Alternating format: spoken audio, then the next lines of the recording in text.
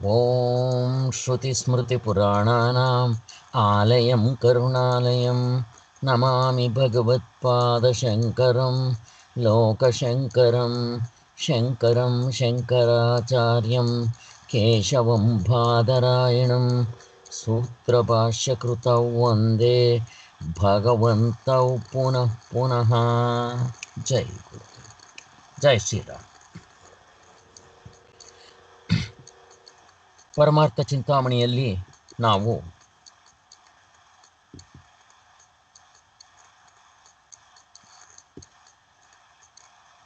67 ಮುಗಿಸಿ ಈಗ 68ಕ್ಕೆ ಬಂದು 68 ಕೂಡ ಪ್ರಶ್ನೆಗಳ ರೂಪದಲ್ಲಿರೋದರಿಂದ ನಾವು ಕೂಡ ಅದನ್ನು ಸ್ಟಡಿ ಗ್ರೂಪ್ನಲ್ಲೇ ಚಿಂತನೆ ಮಾಡ್ತಾ ಇದ್ದೀವಿ. ನಿನ್ನೆ ಮಾಡಿದ್ದನ್ನೇ ಇವತ್ತು ಕಂಟಿನ್ಯೂ ಮಾಡ್ತಾ ಇದ್ದೀವಿ.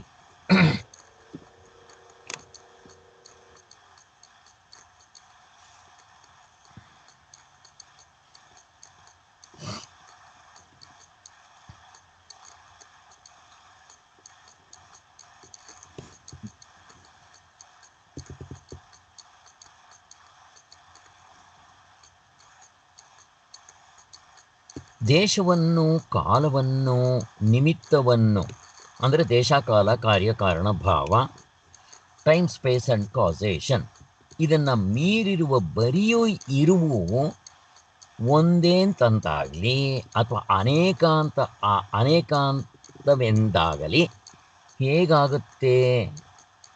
1, 2 ಎಂಬ ಸಂಖ್ಯೆಯು ದೇಶದಲ್ಲಿ ಒಂದರ ಪಕ್ಕದಲ್ಲೊಂದಿರಬೇಕು ಬಲ್ಲ ವಸ್ತುಗಳು ನೋಡಿ ಅಲ್ವಾ. 1, 2 ಅಂತ ಹೇಳಿದ ತಕ್ಷಣ ಅದಕ್ಕೆ ದೇಶ ಬೇಕು, ಕಾಲ ಬೇಕು, ಕಾರ್ಯಕಾರಣ ಬೇಕು ಮತ್ತು ಅದು ಅವಸ್ಥೆಯಲ್ಲಿ ಇರಬೇಕು. ಇಷ್ಟು ಇದು ಗೊತ್ತಿದೆ ನಮಗೆ. ಕಾಲದಲ್ಲಿದ್ದರೆ ಒಂದರ ಹಿಂದೊಂದು ಆಗಬಲ್ಲ ಘಟನೆಗಳು, ಸೇರತಕ್ಕ ಧರ್ಮ ವಿಶೇಷಗಳು ಇವೆಲ್ಲ ಬಂದ್ಬಿಡುತ್ತೆ, ಎಕ್ಸ್ಟ್ರಾ ಫಿಟ್ಟಿಂಗ್ಸ್ ಎಲ್ಲ ಬಂದ್ಬಿಡುತ್ತೆ. ಹೀಗಿರುವಲ್ಲಿ ಶುದ್ಧ ಸತ್ಯವು ಒಂದು ಅಂತ ಹೇಗಾಗುತ್ತಪ್ಪ ಅಂತ ಮತ್ತೆ ಅವನು ಪ್ರಶ್ನೆ ಕೇಳ್ತಾ ಇದ್ದಾನೆ.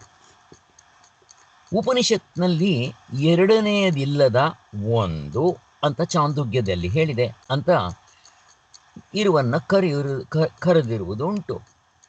ಅದು ಎರಡನೇದಿರುವ ಒಂದಲ್ಲ ಎಂಬುದನ್ನು ತಿಳಿಸುವುದಕ್ಕಾಗಿ ಈ ಮಾತನ್ನು ಹೇಳಿರುತ್ತಿರದೆ ಎಂಬುದು ಅನ್ನ ಅರಿಯದ ಮೂಢರು ಬರೀ ಇರುವು ಎಂಬುದು ಒಂದು ಎಂದು ಭ್ರಮಿಸ್ತಾರೆ ಅಂತ ಅವನು ನಮಗೆ ಟೋಪಿ ಹಾಕ್ತಾನೆ. ಅವನು ಹೇಳದ್ ನೋಡ್ರಿ ಎಷ್ಟು ಚೆನ್ನಾಗಿದೆ. ಉಪನಿಷತ್ನಲ್ಲಿ ಹೇಳಿರೋದನ್ನೇ ತಿರುಗಿಸ್ಕೊಂಡು ಅವರು ಒಂದು ಅಂತ ಹೇಳಿದ್ದನ್ನು ನೀವು ದಡ್ರು, ಹಂಗಲ್ಲ ಅದು ಅರ್ಥ ಮಾಡಬೇಕಾಗಿರೋದು, ಅದು ಎರಡೂ ಅಂತಿರೋದು ಅಂತ ಅವನು ನಮಗೆ ತಿರುಗಿಸ್ತಾನ ಅವನು ಎಂದು ಭ್ರಮಿಸ್ತಾ ಇದ್ದಾರೆ. ಅವರು ಎಚ್ಚರದ ಬುದ್ಧಿಯ ಕಣ್ಣಿನಿಂದ ಎಲ್ಲವನ್ನು ನೋಡುತ್ತಿರುವುದೇ ಇದಕ್ಕೆ ಕಾರಣವಾಗಿರುತ್ತದೆ. ಇನ್ನೊಂದ್ಸರಿ ಓದೋಣ. ಹೀಗಿರುವಲ್ಲಿ ಶುದ್ಧ ಸತ್ಯವು ಒಂದು ಎಂದು ಹೇಗಾದೀತು, ಉಪನಿಷತ್ತಲ್ಲಿ ಎರಡನೆಯದಿಲ್ಲದ ಒಂದು ಎಂದು ಇರುವನ್ನು ಕರೆದಿರುವುದುಂಟು. ಅದು ಎರಡನೆಯದಿ ಇರುವ ಒಂದಲ್ಲ ಎಂಬುದನ್ನು ತಿಳಿಸುವುದಕ್ಕಾಗಿ ಮಾತನ್ನು ಹೇಳಿರುತ್ತದೆ ಎಂಬುದನ್ನು ಅರಿಯದ ಮೂಢರು ಬರೀ ಇರುವು ಎಂಬುದು ಒಂದು ಎಂದು ಭ್ರಮಿಸುತ್ತಾರೆ.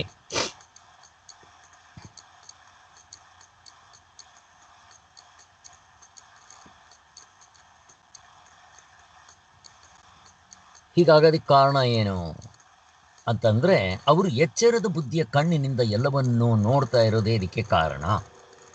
ಹೀಗೆ ಬರಿಯ ಇರುವು ಒಂದೇ ಸತ್ಯವು ಎಂದು ವೇದಾಂತಿಗಳು ಹೇಳಿದರ ಮಿಕ್ಕದ್ದು ಬೇರೆ ಇದೆ ಎಂದು, ಅದು ಮಿಥ್ಯೆ ಎಂದು ದ್ವೈತ ಬುದ್ಧಿ ಅಂತ ಜನರು ಭಾವಿಸಿಕೊಳ್ಳುವರು. ಆದರೆ ನಿಜ ಹೀಗಿಲ್ಲ ಅಂತ ನಾವು ವೇದಾಂತದಲ್ಲಿ ಅದೊಂದಿದೆ ಇನ್ನೊಂದಿಲ್ಲ ಅಂತ ಹೇಳಿ ಜನರು ಹೀಗೆಲ್ಲ ಭಾವನೆ ಮಾಡ್ಕೊತಾರೆ ಅಂತಾರೆ. ಆದರೆ ನಿಜವೂ ಹೀಗಿಲ್ಲ. ಸತ್ಯ ಒಂದು, ಮಿಥ್ಯೆ ಎರಡನೆಯದು, ಹೀಗೆ ಎರಡು ಪದಾರ್ಥಗಳಿಲ್ಲ. ಈಗ ಅವ್ರ ಪ್ರಶ್ನೆ ಹೀಗೆ ಅಂದ್ರೆ ನಾನು ನಿಮ್ಮನ್ನು ಪ್ರಶ್ನೆ ಕೇಳ್ತಾ ಇದ್ದೀನಿ. ಈಗ ಅದು ಸಾಕ್ಷಿಯಾಗಿರುತ್ತಪ್ಪ, ಯಾವುದು? ನಮ್ಮ ಆತ್ಮಸ್ವರೂಪ.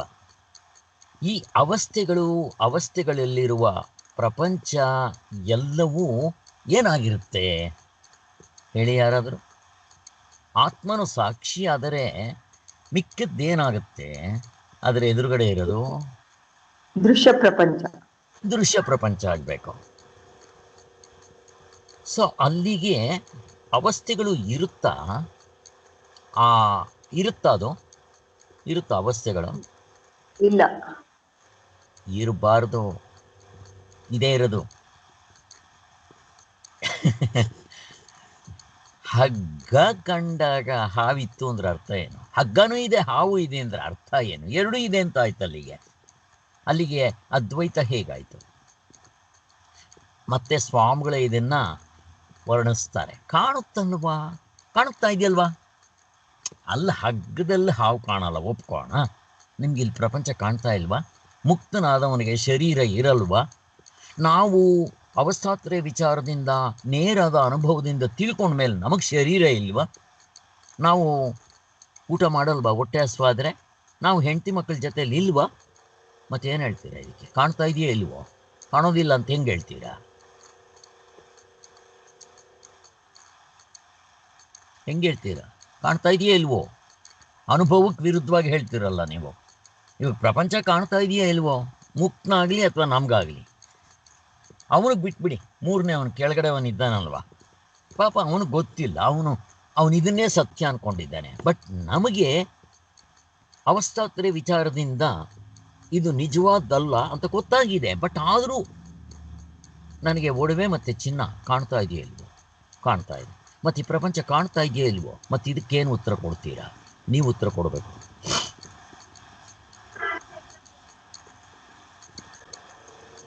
ತೋರಿ ಹಾರುವ ಪ್ರಪಂಚ ಅಸರೆ ತೋರುತ್ತೆ, ಆದ್ರೆ ನಿದ್ದೆಗೆಲ್ಲ ಬರೋದಿಲ್ಲ. ಗಾಢ ನಿದ್ದೆಗಂತೂ ಬರೋದೇ ಇಲ್ಲ ಪ್ರಪಂಚ. ಕನಸಿಗೂ ಬರಲ್ಲ ಎಚ್ಚರದ ಪ್ರಪಂಚ. ಅಲ್ಲ, ನನ್ನ ಪ್ರಶ್ನೆ ತೋರ್ತಾ ಇದೆಯಾ ಇಲ್ವಾ? ತೋರ್ತಾ ಇದೆ. ಮತ್ತೆ ಇದನ್ನ ಏನಂತ ಕರಿಬೇಕು? ಇಲ್ಲ ಅಂತ ಅನ್ಬೇಕಾ? ಏನಂತ ಕರಿಬೇಕು? ಇಲ್ಲ ಅಂತ ಕರಿಬೇಕು. ವಾಚಾರಂ ಬಣಂ ವಿಕಾರೋ ನಾಮಧೇಯಂ ಮೃತ್ತಿಕೇತೇವ ಸತ್ಯಂ. ಚೇಳು ಪ್ಲಾಸ್ಟಿಕ್ ಅಂತ ಗೊತ್ತಾಯ್ತು ನನಗೆ. ತೋರ್ತಾ ಇದೆ ಚೇಳಂತ. ಕಾಣ್ತಾ ಇಲ್ವಾ? ಕಾಣ್ತಾ ಇದೆ. ಮುಟ್ಟಿದ್ರೆ ಅದು ಅದರ ಆಕಾರ ಸಿಗ್ತಾ ಇದೆಯಾ ಇಲ್ವಾ? ಅದಕ್ಕೆ ಹೆಸರು ಇಲ್ವಾ? ಇದೆ, ಇರ್ಲಿ ಬಿಡ್ರಿ. ನಿಮ್ಗದು ಹುಸಿ ತೋರಿಕೆ ತೋರ್ತಾ ಇದೆ. ವ್ಯವಹಾರ ಆಗ್ತಾ ಇದೆ, ಹೊಟ್ಟೆ ಹಸುವು ಆಗುತ್ತೆ, ಊಟ ಮಾಡ್ತೀವಿ, ಅವನು ಸಾಯ್ತಾನೆ, ಎಲ್ಲ ಆಗ್ತಾ ಇದೆ, ಆಗಲಿ ಬಿಡಿ. ಹಾಗಾದರೆ ಏನು ವ್ಯತ್ಯಾಸ ಮೂರನೇ ಕೆಳಗಡೆ ಇರೋವನಿಗೆ ನಮಗೆ? ಅಂದರೆ ನಮ್ಗದರಲ್ಲಿ ಸತ್ಯತ್ವ ಬುದ್ಧಿ ಇಲ್ಲ, ಇಷ್ಟೇ. ಹಂಗೆ ತಗೋಬೇಕು ನಾವಾಗಲಿ, ಬ್ರಹ್ಮಜ್ಞಾನಿ ಆಗಲಿ. ಬಟ್ ನಮಗೆ ಅದು ಹೊಂದೋದಿಲ್ಲ. ಇರಲಿ, ನೀವು ಹತ್ರ ಬಂದಷ್ಟು ಇದು ನಮಗೂ ಹಾಗೆ ಅನ್ಸೋಕ್ಕೆ ಶುರುವಾಗುತ್ತೆ. ನೀವು ಸಾಧನೆ ಮಾಡಿಕೊಂಡು ಮನನ ತುಂಬ ಮಾಡಿದ ಮೇಲೆ ಪ್ರಪಂಚ ಹಾಗೆ ಅನ್ನಕ್ಕೆ ಶುರುವಾಗುತ್ತೆ ನಮಗೆ. ಬಟ್ ನಾವು ತತ್ವದಲ್ಲಿ ನಿಂತಿರಲ್ಲ. ಹಾಗಾದರೆ ನನಗೂ ಮುಕ್ತರಾದವ್ರಿಗೂ ಏನು ವ್ಯತ್ಯಾಸ ಇರುತ್ತೆ? ಅವ್ರಿಗೆ ಕಾಮ, ಕ್ರೋಧ, ಲೋಭ, ಮೋಹ, ಮದ, ಮಾತ್ಸರ್ಯ ಕಿಂಚಿತ್ತಿರಲ್ಲ. ನಮಗೆ ಇರೋದಿಲ್ಲ. ಯಾವಾಗಲೂ ತೋರ್ಕೊಳ್ಳುತ್ತೆ ಸತ್ಯವಾಗಿ. ಬ್ರಹ್ಮಜ್ಞಾನಿಗಳಿಗೂ ಕೋಪ ಬರುತ್ತೆ. ಆದರೆ ಅವ್ರಿಗೆ ಬರೋ ಕೋಪಕ್ಕೂ ನಮಗೆ ಬರೋ ಕೋಪಕ್ಕೂ ಅಜಗಜಾಂತರ ಇರುತ್ತೆ. ಅವರ ಕೋಪ ವರ, ಮತ್ತು ಅವರ ಅಹಂಕಾರ ನೀರ್ ಮೇಲೆ ಬರ್ದಂಗೆ. ಅವರ ಅಹಂಕಾರ ಹೆಂಗಿರುತ್ತೆ ಗೊತ್ತಾ? ಅಹಂ ಬ್ರಹ್ಮಾಸ್ಮಿ, ನಾನೇ ಬ್ರಹ್ಮನು ಅಹಂಕಾರವಾದು. ನಮ್ಮದು ಹಾಗಲ್ಲ. ನಾವು ಹೇಳ್ಬೋದು ಅಹಂ ಬ್ರಹ್ಮಾಸ್ಮಿ ಅಂತ. ಸಂದರ್ಭ ನೋಡಿದ್ರೆ ಅದು ಎಲ್ಲಿತ್ತೋ ಬುಸುಕ್ಕಂತ ಬರುತ್ತೆ ಹಾವು ಅಂತ ಹೇಳ್ತಾರೆ ಹೊಳೆ ನರಸೀಪುರ ಸ್ವಾಮಿಗಳು. ಹಾಗೆ ಅದೆಲ್ಲಿ ನುಸುಕೊಂಡಿರುತ್ತೋ ಕೋಪ ನಾವು ನೋಡ್ಕೋಬೇಕು. ಒಳಗಿಂದ ನಿಜವಾಗ್ಲೂ ಬರ್ತಾ ಇದೆಯಾ? ನಾವು ಬೂಟಾಟಿಕೆ ತೋರಿಸ್ಕೊತಾ ಇದ್ದೀವಿ ಕೋಪ ಅನ್ನೋದನ್ನು. ಕೆಲವರು ಆಟಕ ಆಡ್ಬೋದು ನನ್ನ ಬೂಟಾಟಿಕೆ ಅಂತ, ನೋಡೋವ್ರಿಗೆ ಸೂಕ್ಷ್ಮವಾಗಿರೋವ್ರಿಗೆ ಗೊತ್ತಾಗ್ಬಿಡುತ್ತೀನಿ. ಇದು ಇಂಪಾರ್ಟೆಂಟ್. ತೋರ್ಲಿ ಬಿಡ್ರಿ, ಒಂದ್ಸಾರಿ ಹಂಗೆ ತೋರ್ತು ಅಂದರೆ ಯು ಎಂಜಾಯ್ ದಟ್.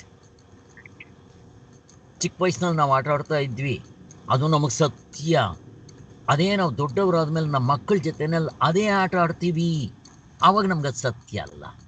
ಸೋತ್ರೆ ನೀವು ಅಳ್ತೀರಾ, ನಗ್ತೀರಾ. ನೀವು ಗೆಲ್ಲೋ ಥರ ಆದರೂ ನೀವು ಸೋತು ನಿಮ್ಮ ಮಕ್ಕಳನ್ನ ಗೆಲ್ಲಿಸ್ತೀರಾ, ನಿಮ್ಗೆ ಅದರಲ್ಲ ಆನಂದ.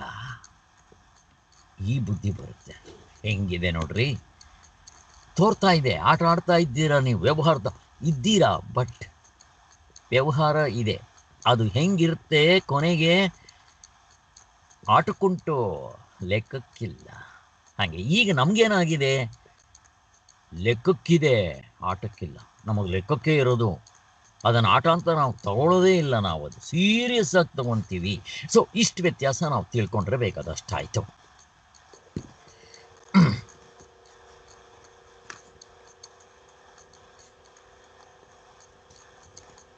ಆದರೆ ನಿಜವಾಗ್ಲಿ ಕೇಳಿದ್ರೆ ಎರಡು ಇದೆಯಾ ಅಂದರೆ ಅವನ ಅನುಭವದ ದೃಷ್ಟಿಯಿಂದ ಎರಡು ಇರೋದಿಲ್ಲ. ನೀವು ಸಾಕ್ಷಿಯಿಂದ ನೋಡಿದ್ರೆ ಆತ್ಮ ಕಾಣ್ತಾನೆ, ಈ ಬುದ್ಧಿ ಕಡೆಯಿಂದ ನೋಡಿದ್ರೆ ಪ್ರಪಂಚ ಕಾಣುತ್ತೆ, ಅಥವಾ ಎರಡೂ ಕಾಣುತ್ತೆ. ಹಿಂಗಿರುತ್ತೆ ಅಷ್ಟೇ. ಸ್ವಾಮಿಗಳೇ ಹೇಳ್ತಾರೆ ಅದನ್ನು. ಆದರೆ ನಿಜವೂ ಹೀಗಿಲ್ಲ. ಸತ್ಯ ಒಂದು, ಮಿಥ್ಯೆ ಎರಡು ಎಂಬುದು ಎರಡು ಪದಾರ್ಥಗಳಿಲ್ಲ. ಇದು ಬೃಹದಾರಣ್ಯಕ ಉಪನಿಷತ್ನಲ್ಲಿ ಹೇಳಿದೆ. ಅದರಂತೆ ಬರಿಯ ಇರುವಿನ ರೂಪನಾದ ಆತ್ಮನೇ ಅವಸ್ಥೆಗಳಿಗೆ ಸಾಕ್ಷಿಯಾಗಿರ್ತಾನೆ. ಕರೆಕ್ಟ್, ಗೊತ್ತಾಗಿದೆ ನಮಗೆಲ್ಲ. ಅಂದರೆ ಅವಸ್ಥೆಗಳಿಗೆ ಸಾಕ್ಷಿಯಾಗಿರ್ತಾನೆ. ಅವಸ್ಥೆಗಳೇನಾಯಿತು, ಸಾಕ್ಷ್ಯ. ಅದು ಸಾಕ್ಷಿ, ಇದು ಸಾಕ್ಷ್ಯ. ಆತ್ಮನು ವಿಷಯಿ, ಸಬ್ಜೆಕ್ಟ್.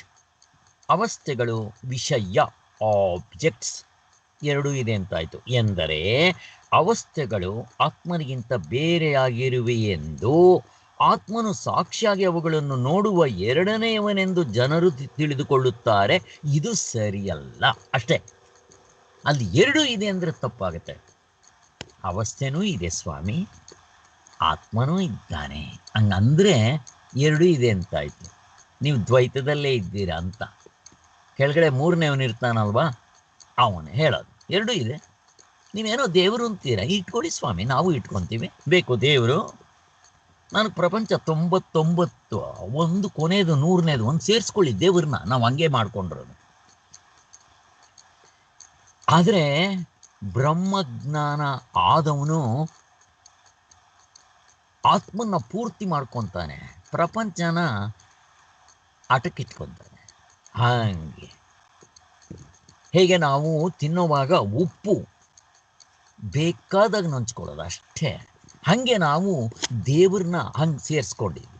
ಮತ್ತು ನಮ್ಗೆ ಯಾವುದು ಮುಖ್ಯ, ಎಲೆನಲ್ಲಿ ಪೂರ್ತಿ ಇರುತ್ತೆ ನೋಡಿ, ಅದು ಮುಖ್ಯ. ನಮಗೆ ಪ್ರಪಂಚವೇ ಮುಖ್ಯ.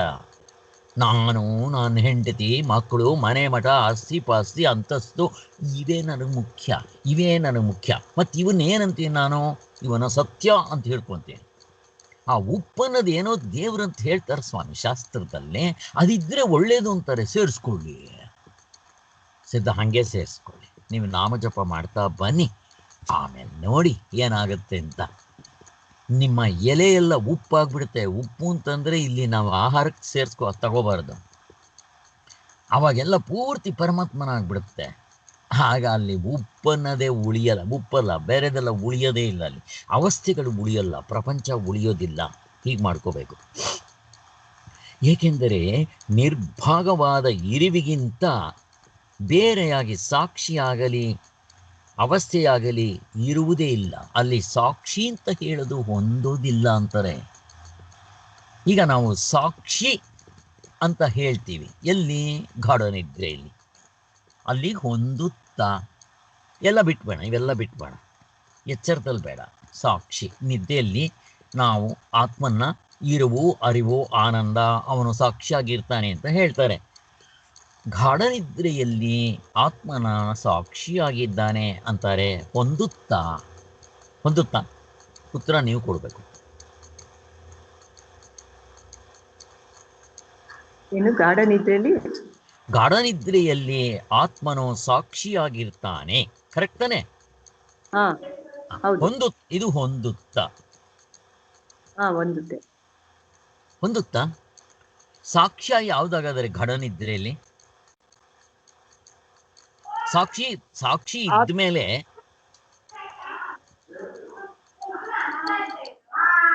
ನೀವು ಮಾತಾಡುವಾಗ ಮಾತ್ರ ಹಾಕಿ, ನಿಮ್ಮ ಕಡೆ ಗಲಾಟೆ ಬರ್ತಾ ಇದ್ರೆ.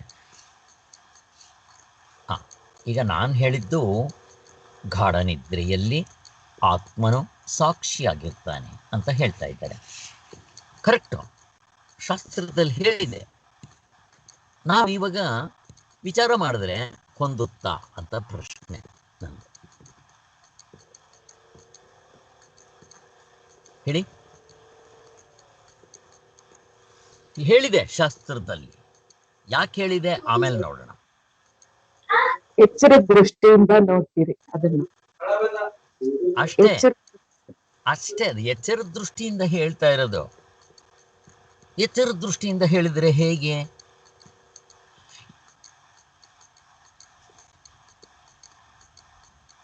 ಕರೆಕ್ಟ್, ಹೇಗೆ?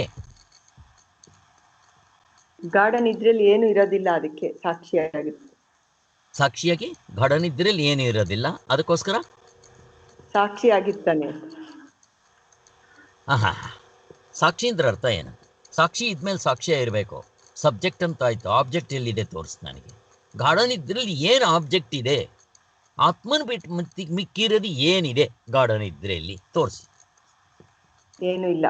ಮತ್ತೇನು ಇಲ್ಲದೆ ಇದ್ಮೇಲೆ ಸಾಕ್ಷಿ ಅಂತ ಯಾಕೆ ಕರೀತೀರಾ ಗಾಢ ನಿದ್ರೆಯಲ್ಲಿ? ನಾನು ಅದಕ್ಕೆ ಕೇಳಿದ್ದು, ಗಾಢ ನಿದ್ರೆಯಲ್ಲಿ ಕಡಿಯಕ್ಕೆ ಬರಲ್ಲ. ಇದು ನಮ್ಗಾದವ್ರು ಹೇಳಿದ್ರು ಅಧ್ಯಾರೋಪ ದೃಷ್ಟಿಯಿಂದ ಹೇಳಿದ್ದಾರೆ. ಯಾತಕ್ಕೆ ಹೇಳಿದ್ದಾರೆ? ಅಧ್ಯಾರೋಪ ದೃಷ್ಟಿಯಿಂದ. ಅದು ಎಚ್ಚರದ ದೃಷ್ಟಿಯಿಂದ. ಎಚ್ಚರದಲ್ಲಿ ನೀವು ಕರೀರಿ, ಒಪ್ಕೋಣ. ಇಲ್ಲಿ ಚಿನ್ನನೂ ಇದೆ, ಒಡವೆನೂ ಇದೆ, ಕರೆಕ್ಟ್ ಅಲ್ವಾ? ಮಣ್ಣು ಇದೆ, ಮಡಕೆ ಇದೆ, ಆತ್ಮನೂ ಇದ್ದಾನೆ, ಅನಾತ್ಮವೂ ಇದೆ, ಕರೆಕ್ಟು? ಆತ್ಮ ಇಲ್ಲದೆ ಅನಾತ್ಮನ ತೋರಿಸಿ ನೋಡೋಣ. ಶಬ್ದಲ್ಲಿ ಆತ್ಮ ಇಲ್ವಾ? ಇದ್ದಾನೆ. ಅದು ಹಂಗೆ ತಗೊಂಡಾಗ ದೃಶ್ಯ ಪ್ರಪಂಚ ಅಂತ ತಗೊಂಬಿಡಿ. ಎಚ್ಚರ ಕನಸು ಬೇರೆ ಅಲ್ಲ, ದೃಶ್ಯ ಪ್ರಪಂಚ ಇಲ್ಲೂ ಹೊಂದುತ್ತೆ. ಸಾಕ್ಷಿ ಅಂತಂದ್ರೆ ಹೊಂದುತ್ತೆ. ಇಲ್ಲಿ ನೀವು ಸಬ್ಜೆಕ್ಟನ್ನೇ, ಆಬ್ಜೆಕ್ಟ್ ಇದೆ. ಹಿಂಗೆ ನಾವು ಸೂಕ್ಷ್ಮವಾಗಿರುತ್ತಿಲ್ಲಿ ಹಿಂಗೆ ಚಿಂತನೆ ಮಾಡಬೇಕು. ಆದರೆ ಯಾತಕ್ಕೆ ಹೇಳಿರ್ತಾರೆ ಅನ್ನೋದನ್ನು ಸ್ವಲ್ಪ ನಾವು ಮನಸ್ಸಿನಲ್ಲಿ ಈ ಥರ ಮೆಲ್ಕು ಹಾಕೊಂಡಾಗ, ಅವ್ರು ಸಾಕ್ಷಿ ಅಂತ ಹೇಳಿದ್ರು ಕೂಡ ಅಲ್ಲಿ, ಆದರೆ ಅವ್ರು ತಿಳಿಸೋದಕ್ಕೆ ಬೇರೆ ದಾರಿ ಇಲ್ಲ ಶಾಸ್ತ್ರಕ್ಕೆ. ಈಗ ಅದನ್ನ ಆತ್ಮ ಅಂತಾರೆ. ಹೊಂದುತ್ತಾ ಗಾಢ ನಿದ್ರೆಯಲ್ಲಿ ಆತ್ಮ ಅಂದ್ರೆ? ಈಗ ಅದಕ್ಕೆ ಆತ್ಮ ಅಂತ ಕರೀತಾರೆ, ಬ್ರಹ್ಮ ಅಂತ ಕರೀತಾರೆ, ಓಂಕಾರ ಅಂತ ಕರೀತಾರೆ. ಇದು ಹೊಂದುತ್ತಾ ಅಂತ ಪ್ರಶ್ನೆ.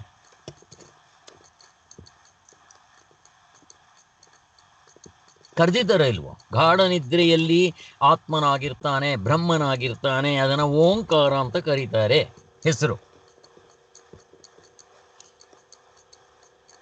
ಹೊಂದುತ್ತಾ ಯಾರಾದ್ರೂ ಹೇಳಬೇಕು. ಬೇಗ ಬೇಗ ಹೇಳಿ ಯಾರಾದರೂ.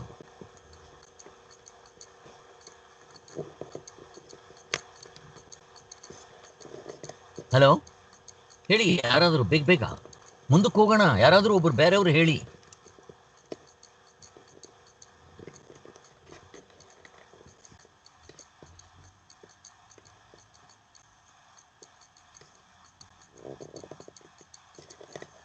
ಹಲೋ,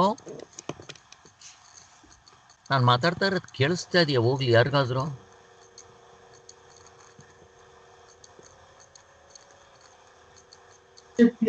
ಕೇಳಿಸ್ತಾ ಇದೆ. ಕೇಳಿಸ್ತಾ ಇದ್ರೆ ಮತ್ತೆ ಬೇಗ ಬೇಗ ಹೇಳಿ. ಯಾರಾದರೂ ಒಬ್ರು ಹೇಳಿ, ಆನ್ಸರ್ ಹೇಳಿ. ಅದೇ ತಿರ್ಗಾ ಸಾರಿ ಪ್ರತಿಭಾ. ಹೇಳಿಮ್ಮ, ನೀವೇನೋ ಹೇಳ್ತಾ ಇದ್ದೀರಾ, ಹೇಳಿ. ನಾನು ಕ್ಲೋಸ್ ಮಾಡಿಬಿಟ್ಟೆ, ಹೇಳಿ. ಸಾರಿ, ಹೇಳಿ ಬೇಗ ಬೇಗ, ಓಪನ್ ಮಾಡಿ ಹೇಳಿ. ಎಚ್ಚರ ದೃಷ್ಟಿಯಿಂದ ತಿರ್ಗಾ ನೋಡ್ತಾ ಇದ್ದೀರಿ, ನಿರಾಕಾರ ಸ್ವರೂಪ ಇರುತ್ತೆ ಸರಿ. ಅಲ್ಲಿ ಆತ್ಮ ಅಂತ ಕರೆದ್ರಲ್ಲ, ಮತ್ತೆ ಯಾತಿಗೆ ಕರೆದ್ರ?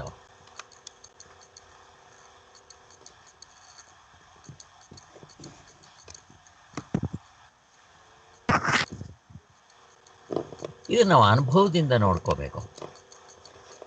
ಹೇಗೆ? ಈಗ ನೀವು ಗಾಢ ನಿದ್ರೆಯಲ್ಲಿ ಇದ್ದೀರಪ್ಪ. ಗಾಢ ನಿದ್ರೆ ತಗೊಳ್ಳಿ, ಅನುಭವ ಇಲ್ಲಲ್ಲ, ಎಚ್ಚರದಲ್ಲಲ್ಲ, ಗಾಢ ನಿದ್ರೆಯಲ್ಲಿ ಇದ್ದೀರಾ. ಅಲ್ಲಿ ನಿಮಗೆ ನಾನು ಸಾಕ್ಷಿಯಾಗಿದ್ದೀನಿ ಅನ್ಸುತ್ತ, ಆತ್ಮನಾಗಿದ್ದೀನಿ, ಅದಕ್ಕೆ ಆತ್ಮ ಅಂತ ಕರೀತಾರೆ. ಈಗ ನೀವು ಕೇಳ್ತೀನಿ ನಿಮ್ಮನ್ನ, ನೀವು ಪ್ರತಿಭಾ, ಡಾಕ್ಟ್ರು ಹಿಂಗೆಲ್ಲ ಹೇಳ್ತೀವಿ ಅನ್ಸುತ್ತೆ, ಗೊತ್ತಾಗುತ್ತೆ. ಗಾಢ ನಿದ್ರೆಯಲ್ಲಿ ನಾನು ಸಾಕ್ಷಿಯಾಗಿದ್ದೀನಿ, ಆತ್ಮನಾಗಿದ್ದೀನಿ, ಬ್ರಹ್ಮನಾಗಿದ್ದೀನಿ, ಅದನ್ನ ಓಂಕಾರ ಅಂತಾರೆ ಅನ್ಸುತ್ತಾ? ಪ್ರಶ್ನೆ. ಇಲ್ಲ. ಅನಿಸ್ದೇ ಇದ್ಮೇಲೆ ಮತ್ತೆ ಏನು ಅದಕ್ಕೆ ಹೆಸರು ನೀವು ಆತ್ಮ, ಸಾಕ್ಷಿ, ಬ್ರಹ್ಮ, ಓಂಕಾರ ಇಷ್ಟುದ್ದ ಹೇಳ್ತೀರಲ್ಲ, ಯಾಕೆ ಹೇಳ್ತಾರೆ? ಎಚ್ಚರ ಆದ್ಮೇಲೆ ಅದ್ರ ಅನುಭವದಿಂದ ಅಲ್ಲಿ ಏನು ಅರಿಲಿಲ್ಲ ಅಂತ ಗೊತ್ತಾಯ್ತಲ್ಲ, ಅದರಿಂದ ಸಾಕ್ಷಿ ಅಂತ ಹೇಳ್ತೀವಿ. ಎಲ್ಲ ಅಧ್ಯಾರೋಪ ದೃಷ್ಟಿಯಿಂದ, ಎಚ್ಚರದ ದೃಷ್ಟಿಯಿಂದ ಹೇಳ್ತಾರೆ. ಈಗ ಅದನ್ನು ತಿಳಿಸ್ಕೊಡ್ಬೇಕು ಯಾವನಿಗಾದ್ರೂ ಶಿಷ್ಯನಿಗೆ. ಹೆಂಗೆ ತಿಳಿಸ್ಕೊಡ್ಬೇಕು? ಶಾಸ್ತ್ರ, ಬೇರೆ ದಾರಿ ಇಲ್ಲ. ಅದಕ್ಕೊಂದು ಹೆಸರಿಡುತ್ತೆ. ನಮ್ಗೇನು ಹೆಸರಿರಲ್ಲ. 9 ತಿಂಗಳು 1 ವರ್ಷದ ಮೇಲೆ ಹೆಸರಿಡೋದು. ಅದಕ್ಕೆ ಮೊದಲು ಏನು ಕರೆಯುತ್ತೆ? ಕಂದ, ಅಯ್ಯೋ ನನ್ನ ಮುದ್ದು ಅಂತ ಹಿಂಗೆಲ್ಲ ಕರಿತಾ ಇರ್ತಾರೆ. ಏನೋ ಒಂದು ಹೆಸರು ಕರಿತಾ ಇರ್ತಾರೆ. ರಾಜ ಅಂತನೋ ಏನೋ ಒಂದು ಕರಿತಾ ಇರ್ತಾರೆ. ಆಮೇಲೆ ಹೆಸರಿಡ್ತಾರೆ. ಹೆಸರಿಡೋಕೆ ಮೊದಲು ನಾನು ಇರ್ಲಿಲ್ವಾ? ಇದ್ದೆ ಅಷ್ಟೇ. ಅದೇ ರೀತಿ ಆತ್ಮ ಎಲ್ಲನೂ ಅಧ್ಯಾರೋಪ ದೃಷ್ಟಿ. ಅಲ್ಲಿ ನೋಡಿ, ನಿಮಗೆ ಸಾಕ್ಷಿ ಅಂತ ಕರೆಯೋದು ಅಧ್ಯಾರೋಪ ದೃಷ್ಟಿಯಿಂದ, ಮತ್ತೆ ಈ ಏನು ಕರೆದ್ರು ಎಲ್ಲ ಅಧ್ಯಾರೋಪ ದೃಷ್ಟಿಯಿಂದ. ಅಷ್ಟು ತಿಳ್ಕೊಂಡ್ರೆ ಸಾಕು, ಅಷ್ಟೇ. ಅದಕ್ಕೆ ಹೇಳಿದ್ದು ಹೋಗ್ಲಿ, ಅದನ್ನು ಬಿಟ್ಬಿಡ್ರಿ. ಇರುವು, ಅರಿವು, ಆನಂದ ಅದಾದ್ರೂ ಗೊತ್ತಾಗ್ಬೇಕಲ್ಲ. ಎಲ್ಲ ಹೆಸರು ಬಿಟ್ಬಿಡಿ ಸ್ವಾಮಿ. ಈಗ ಇರುವಾದ್ರೂ ಗೊತ್ತಾಗ್ಬೇಕಲ್ಲ. ಅದಾದ್ರೂ ಹೇಳಿದ್ರಲ್ಲ, ಇರುವು ಅಂತ ಹೇಳಿದ್ರು, ಅರಿವು ಅಂತ ಹೇಳಿದ್ರು, ಆನಂದ ಅಂತ ಹೇಳಿದ್ರು. ಈಗ ಅದನ್ನು ಯಾಕೆ ಹೇಳಿದ್ರು? ಹೋಗ್ಲಿ, ಅದು ಹೇಳಿದ್ರು ಇಲ್ವೋ, ಯಾಕೆ ಹೇಳಿದ್ರು? ಅದು ಅನುಭವದಲ್ಲಿ ಇರುತ್ತಾ? ಅಲ್ಲಿ ನಾನು ಗಾಢ ನಿದ್ರೆಯಲ್ಲಿ ಇದ್ದಾಗ ಇರುತ್ತಾ ಅನುಭವ? ಇಲ್ಲ. ಇರೋದಿಲ್ಲ. ಗಾಢ ನಿದ್ರೆಯಲ್ಲಿ ಈಗ ನಾನು ಕೇಳ್ತೀನಿ, ನೀವು ಇದ್ದೀರಾ ಇಲ್ವಾ? ಗೊಂಡಕಲ್ಲಿ ಇದ್ದಂಗಿದ್ದೇನೆ ಸರ್, ನೋಡಿ ಇಲ್ಲಿ ನಿಮ್ಮ ಎದುರುಗಡೆ ಕೂತಿದ್ದೀನಿ ಅಂತೀವಿ. ನಿದ್ದೆಲ್ಲ ಹಂಗೆ ಹೇಳ್ರಿ ನೋಡೋಣ. ನಾನು ಇದ್ದೆ ಹೇಳ್ರಿ ನೋಡೋಣ. ನಿದ್ದೆಯಲ್ಲಿ ಯಾರಾದರೂ ಮಾತಾಡ್ರಿ. ಅದಕ್ಕೆ ನಿಮ್ಮ ಹೆಸರಿಟ್ಟು ಕರೀತಾರಲ್ಲಿ, ಕರೆದಾಗ ಹೇಳಲ್ಲ ನಾವು. ಹೋಗ್ಲಿ, ಆತ್ಮ ಅಂತ ಕರೀತಾರಪ್ಪ, ಅವಾಗಲಾದ್ರೂ ಹೇಳ್ತಾರ? ಯಾಕೆ? ನೀವೇ ಹೇಳಿದ್ರಲ್ಲ ಗಾಢ ನಿದ್ರೆಯಲ್ಲಿ ಆತ್ಮನಾಗಿರ್ತಾನೆ ಅಂತ. ಆತ್ಮ ಹೇಳಪ್ಪ ಅಂದ್ರೆ ಹೇಳ್ತಾನ? ಹೇಳೋದಿಲ್ಲ. ಯಾಕೆ? ಹೆಸರಿದು. ಹೊರಗಡೆ ಏನೋ ಹೆಸರಿಟ್ಕೊಂಡಿದ್ದೀರಾ. ಅಲ್ಲಿ ನಾವು ನಿಜವಾಗ್ಲೂ ಹೇಳಬೇಕು, ಅನುಭವದ ದೃಷ್ಟಿಯಿಂದ ಎಲ್ಲ ಹೆಸರುಗಳೇ. ನೀವು ಅದಕ್ಕೆ ಆತ್ಮ ಅಂತ ಕರಿತೀರಾ, ಇನ್ನೊಬ್ರು ದೇವರು ಅಂತ ಕರೀತಾರೆ, ಇನ್ನೊಬ್ರು ಏನೋ ಅಂತ ಕರೀತಾರೆ, ಆನಂದ ಅಂತ ಕರೀತಾರೆ. ನಾನಿದ್ದೆ ಅನ್ಸುತ್ತಾ? ಅನ್ಸಲ್ಲ. ಹೋಗ್ಲಿ, ಅಲ್ಲಿ ನನಗೆ ಅರಿವಾಗ್ತಾ ಇದೆ ಅನ್ಸುತ್ತಾ? ಅನ್ಸಲ್ಲ. ಹೋಗ್ಲಿ, ನಾನಿವಾಗ ಆನಂದವಾಗಿದ್ದೆ ಅನ್ಸುತ್ತಾ? ಅನ್ಸಲ್ಲ. ಮತ್ತೆ ನಿಮ್ಗೆ ಅಲ್ಲಿ ಇರುವಾಗಿದ್ರಿ ಅಂತ ಹೇಳುತ್ತಲ್ಲ, ಯಾಕೆ ಶಾಸ್ತ್ರ? ಯಾಕೆ ಅಲ್ಲಿ ಇರುವು ಅಂತ ಹೇಳ್ತು? ಅದಕ್ಕೇನೋ ಒಂದು ಲಾಭ ಇದೆ, ಸುಮ್ಮನೆ ಹೇಳೋದಿಲ್ಲ. ಅರಿವು ಅಂತ ಹೇಳ್ತು, ಯಾವುದಕ್ಕೋಸ್ಕರ ಹೇಳ್ತಲ್ಲ ಅರಿವು ಅಂತ, ಅದನ್ನ ಹಿಡ್ಕೋಬೇಕು ನಾವು. ಮತ್ತೆ ಆನಂದ ಅಂತ ಹೇಳಿದ್ರು, ಯಾತಕ್ಕೋಸ್ಕರ ಹೇಳಿದ್ರು? ಅಲ್ಲಿ ದ್ವೈತ ಭಾವ ಇರೋಲ್ಲ. ಸರಿ, ದ್ವೈತ ಭಾವ ಇರೋದಿಲ್ಲ. ಅದು ಬ್ರಾಡ್ ಆನ್ಸರ್. ನನಗೆ ಪರ್ಟಿಕ್ಯುಲರ್ ಆನ್ಸರ್ ಬೇಕು. ಅಲ್ಲಿ ಇರುವು ಅಂತ ಕರೆದ್ರು ಯಾಕೆ? ಅರಿವು ಅಂತ ಕರೆದ್ರು ಯಾತಿಕ್ಕೆ? ಆನಂದ ಅಂತ ಕರೆದ್ರು ಯಾಕೆ? ಅದು ಅಧ್ಯಾರೋಪ. ಏನಂದ್ರಿ? ಜ್ಞಾನ ಸ್ವರೂಪ, ಆನಂದ ಸ್ವರೂಪ, ಇರುವ ಸ್ವರೂಪ. ಅದೇ ಯಾಕೆ ಕರೆದ್ರು? ಕರೆಕ್ಟು. ಅದ್ರ ಮೀನಿಂಗ್ ಹೇಳ್ತಾ ಇದ್ದೀರಾ ನೀವು. ಅದು ಅಧ್ಯಾರೋಪನೇ. ಅಧ್ಯಾರೋಪ ಅಂತ ಹೇಳ್ತಿದ್ದಾರೆ ಅಷ್ಟೇ. ಸರಿ, ಅಧ್ಯಾರೋಪ ಗೊತ್ತಾಯ್ತು. ಬಟ್ ನನಗೆ ಯಾಕೆ ಹೇಳಿದ್ರಂಗೆ ಇದನ್ನ ಇರುವು ಅಂತ ಯಾಕೆ ಕರೆದ್ರು? ಅದಕ್ಕೇನೋ ಒಂದು ಅರ್ಥ ಇದೆ, ಪರ್ಟಿಕ್ಯುಲರ್ ಅರ್ಥ ಇದೆ. ಅದಕ್ಕೋಸ್ಕರ ಬದಲಾಗೋದಿಲ್ಲ. ಅದಲ್ಲ. ಇರುವು ಅಂತ ಕರೆದ್ರು ಅಲ್ಲಿ ಏನೂ ಇಲ್ಲ ಅಂತಲ್ಲ, ಇದೆ ಅನ್ನೋದಕ್ಕೋಸ್ಕರ ಅದನ್ನ ಇರುವು ಅಂತ ಕರೆದ್ರು. ರೈತರಿ ಉಪನಿಷತ್ ಜ್ಞಾಪಕ ಮಾಡ್ಕೊಳ್ಳಿ, ಗೋಪಿನಾಥ್ ಅವರು ಹೇಳಿದ್ದಾರೆ. ನಾವೆಷ್ಟು ಸರಿ ಬೇಕಾದ್ರೂ ಕೇಳಿರ್ಬೋದು. ಈ ರೀತಿ ಮೆಲುಕು ಹಾಕದೇ ಇದ್ರೆ ನಮಗೆ ಸುಮ್ಮನೆ ಇದನ್ನೇ ಹೇಳಿದ್ದು. ಈ ಕಡೆ ಕೇಳ್ತೀವಿ, ಈ ಕಡೆ ಬಿಟ್ಬಿಡ್ತೀವಿ. 2-3 ಬೊಂಬೆಗಳಿತ್ತಲ್ಲ ಹಂಗೆ. ಇದನ್ನೇ ಮನನ ಅಂತಾರೆ. ಮೆಲ್ಕು ಹಾಕ್ತಾ ಇರಬೇಕು, ಮನನ ಮಾಡ್ತಾ ಇರಬೇಕು, ಮತ್ತೆ ಇದನ್ನು ಕೇಳ್ತಾ ಇರಬೇಕು. ಯಾಕೆ? ಅಲ್ಲಿ ಇರವು ಅಂತ ಸತ್ ಅಂತ ಹೇಳಿದ್ರು. ಸತ್ ಅಂತ ಹೇಳಿದ್ರೆ ಸಾಕಾಗ್ತಾ ಇತ್ತು. ಮತ್ತೆ ಸತ್ ಚಿತ್ ಅಂತ ಯಾಕೆ ಹೇಳಿದ್ರು? ಅದನ್ನ ಅನಂತ ಅಂತ ಹೇಳಿ ಕೊನೆಗೆ ಆನಂದ ಅಂತ ಹೇಳಿದ್ರು. ಯಾಕೆ ಹೇಳಿದ್ರು ಅಂತಂದ್ರೆ ಅಲ್ಲಿ ಇವರು ಏನೂ ಇಲ್ಲ ಅಂತ ತಿಳ್ಕೊಂಡ್ಬಿಡ್ತಾರೆ ಅಂತ. ಅದು ಸತ್ ಅಂತ ಹೇಳಿದ್ರು. ಸರಿ, ಅರಿವನ್ನು ಯಾಕೆ ಹೇಳಿದ್ರು? ಈಗ ಅಲ್ಲಿ ಇದೆ ಅಂತ ಆಯ್ತು. ಸ್ವಾಮಿ ಅಲ್ಲಿ ಮಣ್ಣಿನ ಮುದ್ದೆ ಇದೆಯಾ ಅನ್ಕೊಂಡ್ರೆ, ಅದನ್ನ ಅನಾತ್ಮ ಅಂತ ತಿಳ್ಕೊಂಡ್ರೆ, ಅದಕ್ಕೋಸ್ಕರ ಅವರು ಏನು ಮಾಡಿದ್ರು, ಅದನ್ನು ತೆಗೆದಾಕೋದಕ್ಕೋಸ್ಕರ. ನೋಡಿ, ಇದೇ ಅಧ್ಯಾರೋಪಾಪವಾದ ಅಂದರೆ ಇದು. ಅವನು ಇಲ್ಲ ಅಂತ ಅನ್ಕೊಂತಾನೆ ಅಂತ ಹೇಳಿ ಅದನ್ನು ಇರುವು ಅಂತು, ಅಂದರೆ ಇದ್ದಾನೆ ಅಂದರೆ ಇರದೇ ಆತ್ಮ ಅಂತ. ಮತ್ತೆ ಇದೆ ಮಣ್ಣಿನ ಮುದ್ದೆ ಥರ ಇದ್ರೆ ಏನು ಮಾಡ್ತೀರಾ, ಅನಾತ್ಮದ ಥರ ಇದ್ರೆ ಏನು ಮಾಡ್ತೀರಾ, ಅದು ತಿಳ್ಕೊಳ್ದೇ ಇರಲಿ ಅಂತೇಳಿ ಅದು ಅರಿವಿನ ಸ್ವರೂಪ. ಅದಕ್ಕೆ ಆತ್ಮನಿಗೆ ಸೃಷ್ಟಿ ಮಾಡುವಾಗ ಅವನು ನಾನು ಯೋಚನೆ ಮಾಡಿದೆ ಅಂತಾರಲ್ಲಿ. ಅಲ್ಲೇ ಆತ್ಮ ಯೋಚನೆ ಮಾಡ್ತಾನೆ ಅಂತ ಅನ್ನೋದಕ್ಕೆಲ್ಲ ಹೇಳಿರೋದದು. ಆತ್ಮನು ಜ್ಞಾನ ಸ್ವರೂಪನು. ಅದಕ್ಕೆ ಪ್ರತಿಯೊಂದರಲ್ಲೂ ಹಾಗೆ ಹೇಳ್ತಾರೆ, ಅವನು ಯೋಚನೆ ಮಾಡಿ ಕೊನೆಗೆ ಅದನ್ನು ಸೃಷ್ಟಿ ಮಾಡಿ. ಇಲ್ಲಿ ಕೆಲವು ಸೃಷ್ಟಿಗಳಲ್ಲಿ ಹಿಂಗೆಲ್ಲ ಹೇಳ್ತಾರೆ. ಇದನ್ನು ಬೇರೆಯವರು ತಪ್ಪಾಗಿ ಅರ್ಥ ಮಾಡ್ಕೊಂಡ್ಬಿಟ್ಟಿದೆ. ಫಸ್ಟ್ ನಾನು ಇದು ತೊಗೊಂಡ್ಬಿಡ್ತೀನಿ, ಆಮೇಲೆ ಆ ಕಡೆಗೆ ಬರ್ತೀನಿ. ಅದಕ್ಕೋಸ್ಕರ ಆತ್ಮನು ಯೋಚನೆ ಮಾಡ್ದ, ಆಕಾಶವನ್ನು ಸೃಷ್ಟಿ ಮಾಡ್ದ, ಅಲ್ಲಿಗೆ ನಿಲ್ಲಿಸ್ಬಿಡ್ಲಿಲ್ಲ. ಆಕಾಶ ಯೋಚನೆ ಮಾಡ್ತೋ, ಆಮೇಲೆ ವಾಯುವನ್ನು ಸೃಷ್ಟಿ ಮಾಡ್ತೋ, ವಾಯು ಯೋಚನೆ ಮಾಡ್ತು, ಅಗ್ನಿಯನ್ನು ಸೃಷ್ಟಿ ಮಾಡ್ತೋ, ಅಗ್ನಿ ಯೋಚನೆ ಮಾಡ್ತು, ಆಮೇಲೆ ಜಲವನ್ನು ಸೃಷ್ಟಿ ಮಾಡ್ತು, ಜಲ ಯೋಚನೆ ಮಾಡ್ತು, ಭೂಮಿ ಸೃಷ್ಟಿ ಮಾಡ್ತು. ಹಿಂಗೇ ಹೇಳ್ಕೊಂಬರ್ತಾರೆ. ಯೋಚನೆ ಮಾಡ್ತು. ಯಾಕೆ ಹೇಳ್ತಾರೆ ಇವರು ಅಂದರೆ ಅದು ಸಗಣಿ ಅಲ್ಲ, ಮಣ್ಣಿನ ಮುದ್ದೆ ಅಲ್ಲ, ಅದು ಅರಿವಿನ ಸ್ವರೂಪ, ಜ್ಞಾನ ಸ್ವರೂಪ. ಮತ್ತೆ ಅದು ಚೈತನ್ಯ. ಹಂಗಿಟ್ಕೊಳ್ರಿ ಅಂತ. ಈ ಕಪಿಲ ಸಾಂಖ್ಯರಿದ್ದಾರೆ ನೋಡ್ರಿ, ಅವರು ಪ್ರಪಂಚದ ಸೃಷ್ಟಿನ ಅನಾತ್ಮ ತಗೊಂಡು ಸೃಷ್ಟಿ ಆಗುತ್ತೆ ಅಂತ ಹೇಳಕ್ ಹೋಗ್ಬಿಟ್ಟಿದ್ದಾರೆ ಅವರು. ಆವಾಗ ಅಲ್ಲಿ ಯೋಚನೆ ಮಾಡ್ತು ಅಂತ ಹೊಂದಲ್ಲ. ಪ್ರಕೃತಿಯಲ್ಲಿರೋ ವಸ್ತುವನ್ನು ತಗೊಂಡು ಪರಮಾತ್ಮ ಸೃಷ್ಟಿಯ ಅವನೇ ಪ್ರಕೃತಿಯೇ ಸೃಷ್ಟಿ ಆಯ್ತಂತೆ. ಅಲ್ಲಿ ಪರಮಾತ್ಮನ ತರದೇ ಇಲ್ಲ ಅವರು. ಅದಕ್ಕೋಸ್ಕರ ಅವ್ರಿಗೆ ನಿರೀಶ್ವರವಾದಿಗಳು, ಪಾತಂಜಲಿಗಳು ಇಲ್ಲ ಈಶ್ವರನ್ ತಗೊಂಬರ್ಬೇಕು ಅಂತ ಹೇಳಿ ಸೇರಿಸ್ಕೊಂಡ್ರು. ಅವರೂ ಕೂಡ ಪ್ರಕೃತಿಯಿಂದನೇ ಪ್ರಪಂಚ ಸೃಷ್ಟಿ ಆಯ್ತು ಅಂತ ತಗೊಂಡ್ಬರ್ತಾರೆ, ಅನಾತ್ಮದಿಂದ ಪ್ರಪಂಚ ಸೃಷ್ಟಿ ಆಯ್ತು ಅಂತಾರೆ. ಹಿಂಗೆ ಇವ್ರ ತಪ್ಪುಗಳು ಎಲ್ಲಿ ಎಡವಿದ್ದಾರೆ ಅನ್ನೋದಕ್ಕೆ ನಮಗೆ ನೋಡ್ಕೊತಾ ಇರೋದು.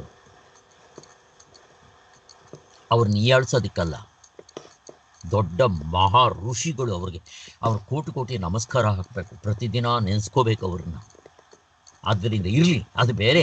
ಆದರೆ ವೇದಾಂತದಲ್ಲಿ ಅದು ಇರವು, ಏನೂ ಇಲ್ಲ ಅಂತಲ್ಲ, ಇದೆ. ಅದು ಅನಾತ್ಮ ಅಲ್ಲ ಅಂತ ತಿಳಿಸೋದಕ್ಕೆ ಅರಿವು ಅಂತ ಕರೆದ್ರು. ಹೋಗ್ಲಿ, ಅದಿದೆ. ಅದು ಅರಿವು ಅಂದರೆ ಚೈತನ್ಯ ಸ್ವರೂಪ. ದುಃಖ ಅಲ್ಲ ಅಂತ ತಿಳಿಸೋದಿಕ್ಕೆ ಆನಂದ ಅಂತ ತಗೊಂಡ್ಬಂದರು. ಮತ್ತೆ ಅದೆಲ್ಲೋ ಇಷ್ಟು ಮಾತ್ರ ಇದೆ ಅಂತ ಅನ್ನೋದು ತೆಗೆದಾಕೋದಕ್ಕೋಸ್ಕರ ಅದು ಅನಂತ, ಆಕಾಶದಂತೆ ಅನಂತ. ಎಲ್ಲನೂ ಯಾವುದೋ ಒಂದು ತೆಗೆದಾಕೋದಕ್ಕೆ ಅದನ್ನು ಹಾಕಿರ್ತಾರೆ. ಫಸ್ಟ್ ಅಲ್ಲಿ ನಿಂತ್ಕೊಳ್ಳಿ, ಫಸ್ಟ್ ಇದನ್ನು ತೆಗೆದಾಕ್ತಾರೆ. ಯಾವುದು ಇಲ್ಲ ಅನ್ನೋದು, ಅದು ಅನಾತ್ಮ ಅನ್ನೋದು ತೆಗೆದಾಕೋದಕ್ಕೆ, ಅಥವಾ ಅಚೇತನ ಅನ್ನೋದು ತೆಗೆದಾಕೋದಕ್ಕೆ, ಮತ್ತು ದುಃಖ ಅನ್ನೋದು ತೆಗೆದಾಕೋದಕ್ಕೆ ಒಂದು ಹಾಕಿದ್ರು. ಕೊನೆಗೆ ಅದನ್ನೇ ಹಿಡ್ಕೊಂಡ್ಬಿಡ್ಬಾರ್ದು. ಆಮೇಲೆ ಓಹೋ, ನೀವು ಹೇಳಿದ್ರಲ್ಲ ನಾನು ನಿದ್ದೆಯಲ್ಲಿ ಸಾಕ್ಷಿ ಇತ್ತು, ಇರುವಿತ್ತು, ಅರಿವಿತ್ತು, ಆನಂದ ಇತ್ತು, ಮತ್ತು ಅದನ್ನು ಹಿಡ್ಕೊಂಡ್ಬಿಡ್ತೀರ ಅಂತ ಹೇಳಿ ಅದು ಕೂಡ ಅಧ್ಯಾರೋಪದಿಂದ ತೆಗೆದಾಕಿದ್ದಾರೆ. ಒಂದು ಸಾರಿ ಸೆಂಟ್ರಿಂಗ್ ಮೆಟೀರಿಯಲ್ಸ್ ಹಾಕ್ತಾರೆ, ಇದು ಭದ್ರ ಆದಮೇಲೆ ಅದನ್ನು ತೆಗೆದಾಕ್ತಾರೆ, ಅದು ಭದ್ರ ಆದಮೇಲೆ ಎಲ್ಲ ತೆಗೆದಾಕ್ಬಿಡ್ತಾರೆ. ಅದಕ್ಕೆ ಎಲ್ಲ ಅಧ್ಯಾರೋಪ. ಕೊನೆಗೇನು ಅಂತಂದರೆ, ಏನಾದರೂ ಮಾತಾಡಿದ್ರೆ ಸುಮ್ಮನೆ ಇರಬೇಕು, ಕಳ್ತನ ಮಾಡೋಕೆ ಹೋದಾಗ ಏನಾದರೂ ಕೆಮ್ಮಿದ್ರೆ ಸಿಕ್ಕಾಕೊಂಡ್ಬಿಡ್ತೀಯ.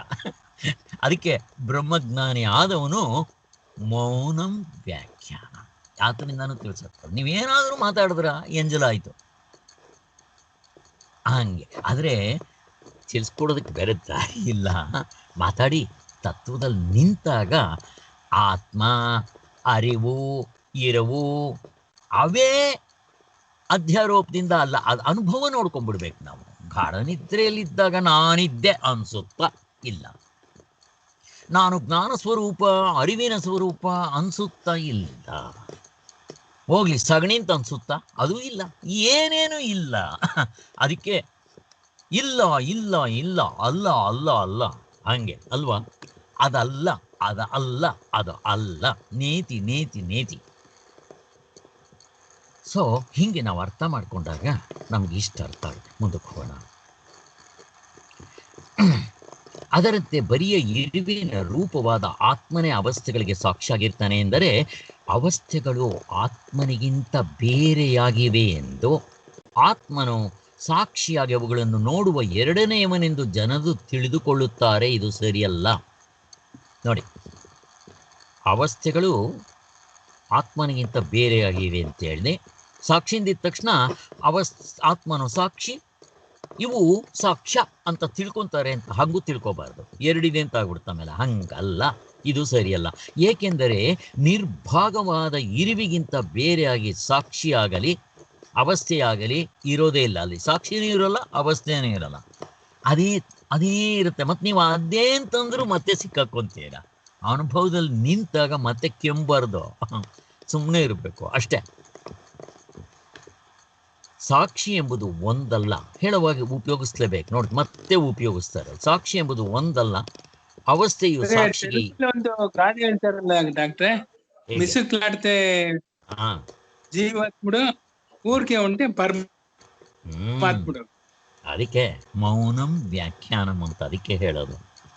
ಹಾಗೆ ಬಟ್ ಮೌನವಾಗಿದ್ವಿ ಅಂತ ಇಟ್ಕೊಳ್ಳಿ, ನಮ್ಮಂತ ದಡ್ರಿಗೆ ಅರ್ಥ ಆಗೋದಿಲ್ಲ. ಈಗ ಮನೆ ಮುಂದೆ ದೇವರು ಇದಕ್ಕೆ ಬರ್ತಾನೆ, ದೇವರೇನೋ ದೇವಸ್ಥಾನದಲ್ಲಿ ಇರ್ತಾನೆ. ಇವ್ರಿಗೆ ಬರಲ್ವಲ್ಲಪ್ಪ ದೇವಸ್ಥಾನಕ್ಕೆ, ಸೋಂಬೇರಿಗಳು ಮನೆಯಲ್ಲಿ ಮಲಗಿರ್ತಾರೆ. ಇವ್ರ ಹತ್ರಕ್ಕೆ ನಾನೇ ಹೋಗೋಣ ಅಂತ ಉತ್ಸವ ಮೂರ್ತಿ ಬರ್ತಾನೆ. ಆ ಉತ್ಸವ ಮೂರ್ತಿ ಸುಮ್ಮನೆ ಹೋದ್ರೆ ನಮ್ಗೆ ಎಲ್ಕೆ ಗೊತ್ತಾಗುತ್ತೆ ದೇವರು ಬಂದಿದ್ದಾನೆ ಅಂತ. ಅದಕ್ಕೆ ಡಂಗೂರ ಹೊಡ್ಕೊಂಬರ್ತಾರೆ, ಶಬ್ದ ಹೊಡ್ಕೊಂಬರ್ತಾರೆ. ಅಟ್ಲೀಸ್ಟ್ ಏನೋ ಶಬ್ದ ಮಾಡ್ತಾ ಇದ್ದಾರೆ, ಅಲ್ಲಿ ಪ್ರಪಂಚದಲ್ಲಿ ಹುಲಿವೇಷ ಆಗ್ತಾ ಇದ್ದಾರೇನೋ, ಬರೋಣ ಅಂತ ನೋಡೋಕೆ ಬರ್ತಾರೇನೋ ಅಂತ ಬರಲಿ ಅಂತ ಅಲ್ಲಿ ಜೋರಾಗಿ ಮಾತಾಡ್ತಾ ಹೇಳಬೇಕು. ಇವೆಲ್ಲ ಇಷ್ಟೆಲ್ಲ ಆಡಂಬರಗಳು ಯಾಕೆ ಬೇಕು ಅಂತಂತಂದ್ರೆ ಬೇರೆ ದಾರಿ ಇಲ್ಲ. ಉತ್ತಮಾಧಿಕಾರಿಗೆ ಸೇರ್ರೆ ಬೇಕಾಗಿಲ್ಲ, ಯಾರು ಉತ್ತಮಾಧಿಕಾರಿ. ಆ ನಾರದರ ಗುರುಗಳು ಸನತ್ ಕುಮಾರ್ ಇದ್ರಲ್ವಾ, ನಾರದರ ಗುರುಗಳು. ನಾರದ್ರೆ ಪಾಪ ಇಲ್ಲ, ನಾವೆಲ್ಲಿದ್ದೀವೋ ಲೆಕ್ಕ ಹಾಕೊಳ್ಳಿ. ನಾರದರ ಗುರುಗಳ ಹತ್ರ ಹೋದಾಗ ಇವರು ಒದರ್ತಾರೆ. ನಿಮ್ಗೇನು ಗೊತ್ತು ಹೇಳಿ ಅಂತ ಅಂದಿದ ತಕ್ಷಣ 64 ವಿದ್ಯೆಗಳು ಗೊತ್ತು ನನಗೆ ಅಂತಾರೆ. ಆ ವಿದ್ಯೆ ಈ ವಿದ್ಯೆ ಎಲ್ಲ, ವೇದ ವೇದಾಂಗ ವೇದಾಂತ ಎಲ್ಲ ಗೊತ್ತು ಅಂತಾರೆ. 64 ವಿದ್ಯೆಗಳು. ಆದರೆ ಶಾಸ್ತ್ರದಲ್ಲಿ ಹೇಳಿದೆ, ಅದನ್ನು ಏನು ತಿಳ್ಕೊಂಡ್ರು ಇದು ದುಃಖ ಹೋಗೋದಿಲ್ಲ. ಯಾವುದನ್ನು ತಿಳಿದ್ರೆ ದುಃಖ ಆಗೋದಿಲ್ವೋ ಅದನ್ನು ತಿಳ್ಕೋಬೇಕು ಅಂತ, ಅದಕ್ಕೆ ನಿಮ್ಮ ಹತ್ರ ಬಂದಿದ್ದೀನಿ ಅಂತ ಗುರುಗಳಿಗೆ ನಮಸ್ಕಾರ ಮಾಡ್ತಾರೆ. ಆಗ ಅವರು ಭೂಮ ವಿದ್ಯೆ ಅಂತ ತಿಳಿಸ್ಕೊಡ್ತಾರೆ. ಇದನ್ನು ರಘುನಂದನ್ ಅವರು ನಿಮಗೆ ಮಾಡ್ತಾ ಇದ್ದಾರೆ ಅಥವಾ ಮುಗಿಸಿರ್ಬೇಕು. ಹೀಗೆ ಈಗ ನಾರದರ ಗುರುಗಳು ಸನತ್ ಕುಮಾರ್ ಅವರು ಅವ್ರ ಗುರುಗಳ ಹತ್ರ ಹೋಗ್ತಾರೆ. ಅವ್ರ ಗುರುಗಳ ಹತ್ರ ಹೋದಾಗ ಅವ್ರ ಗುರುಗಳು ಯಾರು? ದಕ್ಷಿಣಮೂರ್ತಿ ಸ್ತೋತ್ರದಲ್ಲಿ ಬರುತ್ತೆ. ಅವರು ದಕ್ಷಿಣಮೂರ್ತಿ ಅಂತ. ಅವರು ದಕ್ಷಿಣದ ದಿಕ್ಕಿನಲ್ಲಿ ಮುಖ ಮಾಡ್ಕೊಂಡು ಕೂತಿರ್ತಾರಂತೆ. ಮತ್ತು ಇಲ್ಲಿ ಮುಕ್ತರಾದವ್ರಿಗೆ ದಕ್ಷಿಣ ಯಾವುದು, ಉತ್ತರ ಯಾವುದು, ಮತ್ತೆ ಈ ಪ್ರಶ್ನೆಗಳು ಇರುತ್ತೆ ಹಿಂಗೆ ನಮಗೆ. ಇರಲಿ. ಆಮೇಲೆ ಕೊನೆಗೆ ಇವರು ಹೋಗ್ತಾರೆ. ಅವರು ಸಮಾಧಿಸ್ಥರಾಗಿರ್ತಾರೆ. ಅಲ್ಲಿ ಅವರು ಏನೂ ಕೇಳೋಲ್ವಂತೆ, ಸುಮ್ಮನೆ ನೋಡ್ತಾರೆ. ಅವರ ಮುಖದಲ್ಲಿ ಶಾಂತವಾದ ಮುಖಮುದ್ರೆ ಅರ್ಥ ಆಗೋಯ್ತಂತವ್ರಿಗೆ. ಓಹೋ ಸರಿ, ಇವರು ಬಂದರು, ಕೂತ್ಕೊಂಡ್ರು, ಆಗೋಯ್ತು. ಇವರು ಅದೇ ಸ್ಥಿತಿಗೆ ಹೋಗ್ಬಿಟ್ರು. ಅವರು ಮಾತಾಡಲಿಲ್ಲ, ಅವ್ರ ಪ್ರಶ್ನೆನೂ ಕೇಳಲಿಲ್ಲ, ಕಣ್ ತೆಗಿಲಿಲ್ಲ. ಇದು ಉತ್ತಮಾಧಿಕಾರಿಯಪ್ಪ. ಶ್ರವಣದಿಂದ ಆಗದೆ ಇದ್ರೆ ಹಾಳಾಗೋಗ್ಲಿ. ನಮಗೆ ಜಪದಿಂದ ಆಗೋದಿಲ್ಲ, ಧ್ಯಾನದಿಂದ ಆಗೋದಿಲ್ಲ, ಮನನದಿಂದ ಆಗೋಲ್ಲ, ಶ್ರವಣದಿಂದ ಆಗೋದಿಲ್ಲ. ಇವರಿಗೆ ಶ್ರವಣನೂ ಬೇಕಾಗಿಲ್ಲ. ಅಲ್ಲಿ ಸುಮ್ಮನೆ ಹೋದರು, ಅವ್ರಿಗೆ ಅರ್ಥ ಆಗೋಯ್ತು. ಅಷ್ಟು ಸೂಕ್ಷ್ಮ ಆಗಿತ್ತು ಅವ್ರ ಅಂತಃಕರಣ. ನಮ್ಗೆ ಅಷ್ಟು ಇದೆಯಾ? ಇಲ್ಲ. ಅದಕ್ಕೆ ಏನು ಮಾಡ್ಬೇಕು? ನಮ್ಗೆ ಡಂಗೂರ ಹೊಡಿಬೇಕು. ಅದಕ್ಕೆ ಇದನ್ನು ಹೇಳ್ತಾರೆ, ಏನಂತಾರ, ವೇದಾಂತ ಡಿಮ್ ಡಿಮ ಹೊಡಿಬೇಕು ಡಂಗೂರ.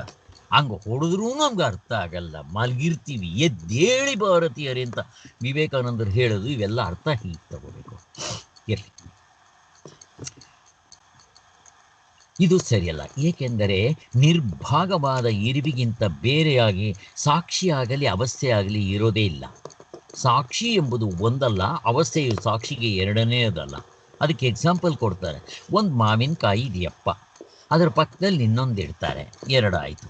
ಅದರ ಪಕ್ಕದಲ್ಲಿ ಇನ್ನೊಂದು ಇಡ್ತಾರೆ, ಮೂರಾಯಿತು. ಮೂರು ನಮಗೆ ಕಾಣಿಸ್ತಾ ಇದೆ. ನಿಮ್ಗೆ ಅವಸ್ಥೆಗಳು ಹಂಗಿದೆಯಾ ಅಂತ ಕೇಳ್ತಾರೆ. ಗೊತ್ತು ನಮಗೆ ಇದೆಲ್ಲ ವಿಚಾರಿಸ್ಕೊಂಡಿದ್ದೀವಿ, ನಮ್ಗೆ ಚೆನ್ನಾಗಿ ಮನದಟ್ಟಾಗಿದೆ. ಹಂಗಿಲ್ಲ, ಒಂದಿದ್ದಾಗ ಎರಡಿರಲ್ಲ. ಅಂದರೆ ಅಲ್ಲಿ ಅವಸ್ಥೆಗಳು ಮೂರಲ್ಲ ಅನ್ನೋದು ಚೆನ್ನಾಗಿ ಗೊತ್ತಾಗಿದೆ. ಸಾಕ್ಷಿಯು ಅವಸ್ಥೆಯು ಒಂದೇ ಜಾತಿಗೆ ಸೇರತಕ್ಕವೂ ಅಲ್ಲ. ಸಾಕ್ಷಿಯು ಬರಿಯ ಇರುವೆ ಆಗಿರುತ್ತದೆ. ಅದರಲ್ಲಿ ಇರುವಿಗಿಂತ ಬೇರೆಯಾದ ಸಾಕ್ಷಿತ್ವವೆಂಬ ಯಾವುದೊಂದು ಧರ್ಮವೂ ಸೇರಿಕೊಂಡಿರುವುದಿಲ್ಲ. ಯಾವಾಗ ನೀವು ಸಾಕ್ಷಿ ಅಂತೀರೋ ಅಲ್ಲಿ ಎರಡು ಹೇಳ್ದಂಗೆ ಆಯಿತು, ಅಲ್ಲೊಂದು ಧರ್ಮ ಸೇರಿಸ್ದಂಗಾಯಿತು, ಎಕ್ಸ್ಟ್ರಾ ಫಿಟ್ಟಿಂಗ್ ಸೇರಿಸ್ದಂಗಾಯಿತು. ಯಾಕೆ? ಸಾಕ್ಷಿ ಅಂದರೆ ಅದ್ರಿಗೆ ಸಾಕ್ಷ್ಯ ಅಂತ ಅಲ್ಲಿ ಸಾಕ್ಷ್ಯ ಇರೋದ್ರಿಂದಲೇ ನೀವು ಅದನ್ನು ಸಾಕ್ಷಿ ಅಂತ ಕರಿತಾ ಇದ್ದೀರಾ. ಹಾಗೆ ಅಲ್ವಾ? ಸಬ್ಜೆಕ್ಟ್ ಅಂತ ಕರೆದ್ರೆ ಏನು ಹೇಳಬೇಕು? ಆಬ್ಜೆಕ್ಟ್ ಏನು ಸ್ವಾಮಿ ಅಂತ ಕೇಳ್ತೀವಿ ನಾವು. ವಿಷಯಿ ಅಂದಿದ ತಕ್ಷಣ ವಿಷಯ ಏನು ಸ್ವಾಮಿ ಕೇಳ್ತೀವಿ ನಾವು. ಇಲ್ದಿದ್ರೆ ಯಾಕೆ ಹೇಳಬೇಕು? ಆ ವರ್ಡ್ ಯಾಕೆ ಉಪಯೋಗಿಸ್ಬೇಕು? ಹಾಗೆ ನೀವು ಸಾಕ್ಷಿ ಅಂದಿದ ತಕ್ಷಣ ಅದ್ರ ಎದುರುಗಡೆ ಸಾಕ್ಷ್ಯ ಇರಬೇಕು. ಧರ್ಮ ಅಂದಿದ ತಕ್ಷಣ ಎಚ್ಚರದಲ್ಲಿ ಸಾಕ್ಷಿ ರೂಪದಲ್ಲಿ ಇರ್ತಾರೆ ಅಂತ ಹೇಳ್ತಾರಲ್ಲ, ಅದಂಗೆ ಅಲ್ಲಿ ಒಪ್ಕೊಳ್ಳುತ್ತೆ. ಯಾಕೆಂತಂದ್ರೆ ಇಲ್ಲಿ ಆಬ್ಜೆಕ್ಟ್ಸ್ ಇರುತ್ತಲ್ವಾ, ಇಲ್ಲಿ ಹೇಳ್ಬೋದು, ಅದನ್ನ ಹಂಗೆ ಹೇಳ್ಬೋದು. ಹಾ, ಅದನ್ನ ಹೇಳ್ತಾ ಇರೋದೇ ಎಚ್ಚರದ ದೃಷ್ಟಿಯಿಂದ. ಯಾಕೆಂತಂದ್ರೆ ಇಲ್ಲಿ ಸಬ್ಜೆಕ್ಟ್ ಆಬ್ಜೆಕ್ಟ್ ಎರಡೂ ಇದೆ. ಇಲ್ಲೂ ಅಷ್ಟೇ. ನೀವು ಮುಕ್ತರಾದ ಮೇಲೆ ಪ್ರಶ್ನೆ ಇರೋದಿಲ್ಲ ಅಲ್ಲಿ. ಆವಾಗ ಹುಸಿ ತೋರಿಕೆ ಅಂತೀವಿ. ಆವಾಗ ನಮಗೆ ಬರೀ ಆಟಕ್ಕುಂಟು, ಲೆಕ್ಕಕ್ಕಿಲ್ಲ. ಪ್ಲಾಸ್ಟಿಕ್ ಚೇಳಾಗ್ಬಿಡುತ್ತೆ, ಬಾಧಿತ ಆಗ್ಬಿಡುತ್ತೆ. ಆಗೋವರೆಗೂ ನಮಗೆ ಇದು ಸತ್ಯ ಅಂತ ಹಿಡ್ಕೊಂತೀವಿ. ಅದಕ್ಕೋಸ್ಕರ ನಮಗೋಸ್ಕರ ಅವರು ಹೌದಪ್ಪ ಪ್ರಪಂಚ ಸತ್ಯ, ಅದಕ್ಕೆ ಇದನ್ನ ವಿಷಯ ಅಂತ ಕರಿತೀವಿ. ಈ ವಿಷಯ ಇದ್ರೆ ಇದನ್ನ ನೋಡೋನೊಬ್ಬ ಇರಬೇಕಲ್ವ. ವಿಷಯಿ ಅಂತ ಹಿಂಗೆ ಮೆತ್ತಿಗೆ ತಗೊಂಡೋಗ್ತಾರೆ. ಹಿಂಗೆ ತಗೊಂಡೋಗೋದವರು ಸಾಕ್ಷಿ ಅಂತ, ಸಬ್ಜೆಕ್ಟ್ ಆಬ್ಜೆಕ್ಟ್ ಅಂತ. ಈಗ ಪ್ರಪಂಚದಲ್ಲಿ ವಸ್ತುಗಳಿದೆ, ಐದಿದೆ. ಅದು ನೋಡೋದಿಕ್ಕೆ ನಿಮಗೆ ನೀವಿರ್ಬೇಕು ಅಂತ ಪ್ರಶ್ನೆ ಎತ್ಕೊಂತಾನೆ ಈ ಶರೀರವನ್ನೇ ಹಿಡ್ಕೊಂತಾರೆ. ಶರೀರವನ್ನೇ ನಾನು ಅಂತ ಅಂತೀವಲ್ಲ, ಅದಕ್ಕೋಸ್ಕರ ನೋಡು ವಸ್ತುಗಳಿದೆ ಅಂದರೆ ಕಣ್ಣಿಂದ ನೋಡ್ಬೇಕು. ನಿನಗೆ ಕಣ್ಣೇನಾಯಿತು? ಕಣ್ಣು ಸಬ್ಜೆಕ್ಟ್ ಆಯಿತು, ವಸ್ತುಗಳು ಆಬ್ಜೆಕ್ಟ್ ಆಯಿತು. ಈಗ ನಿಮ್ಮ ಕಣ್ಣಿದೆ ಇಲ್ಲ ಅಂತ ಯಾತ್ರಿಂದ ನೋಡ್ತೀರಾ? ವಸ್ತುಗಳಿದೆ ಅಂತ ಕಣ್ಣಿಂದ ನೋಡ್ತೀರಾ. ನೋಡೋಂತನ್ನ ಶಬ್ದ ಕೇಳಬೇಕಾದ್ರೆ ಕಿವಿ ಉಪಯೋಗಿಸ್ತೀರಾ, ವಾಸನೆ ನೋಡ್ಬೇಕಾದ್ರೆ ಮೂಗು ಉಪಯೋಗಿಸ್ತೀರಾ, ರುಚಿ ನೋಡ್ಬೇಕಾದ್ರೆ ನಾಲ್ಗೆ ಉಪಯೋಗಿಸ್ತೀರಾ. ಅದು ಬಿಸಿಯಾ, ತಣ್ಣಗಿದೆಯಾ, ಮೆತ್ತಗಿದೆಯಾ, ಗಟ್ಟಿ ಇದೆಯಾ ಅಂತ ನೋಡೋದಕ್ಕೆ ಸ್ಪರ್ಶವನ್ನು ಉಪಯೋಗಿಸ್ತೀರಾ. ಕರೆಕ್ಟಾ? ನಿಮ್ಮ ಕಣ್ಣಿದೆ ಅಂತ ಯಾತ್ರಿಂದ ನೋಡ್ತೀರಿ ಸ್ವಾಮಿ? ಹೇಳ್ರಿ ನನ್ಗೆ. ಇವಾಗ ಹೇಳಬೇಕು, ವಸ್ತು ಇದೆ ಅನ್ನೋದು ಕಣ್ಣಿಂದ ನೋಡ್ತೀರಾ, ಅದ್ರ ಕಲ್ಲರು ಆಕಾರ. ಈಗ ನಿಮ್ಮ ಕಣ್ಣಿದೆ ಅಂತ ಯಾತ್ರಿಂದ ನೋಡ್ತೀರಾ? ನನಗೆ ಉತ್ತರ ಬೇಕು.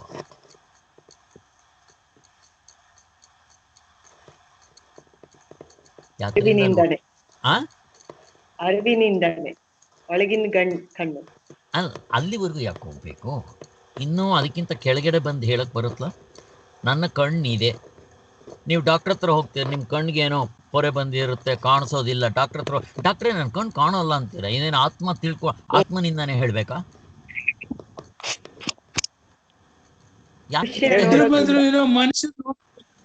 ನೋಡ್ತೀವಲ್ಲ, ಏನಂದ್ರಿ?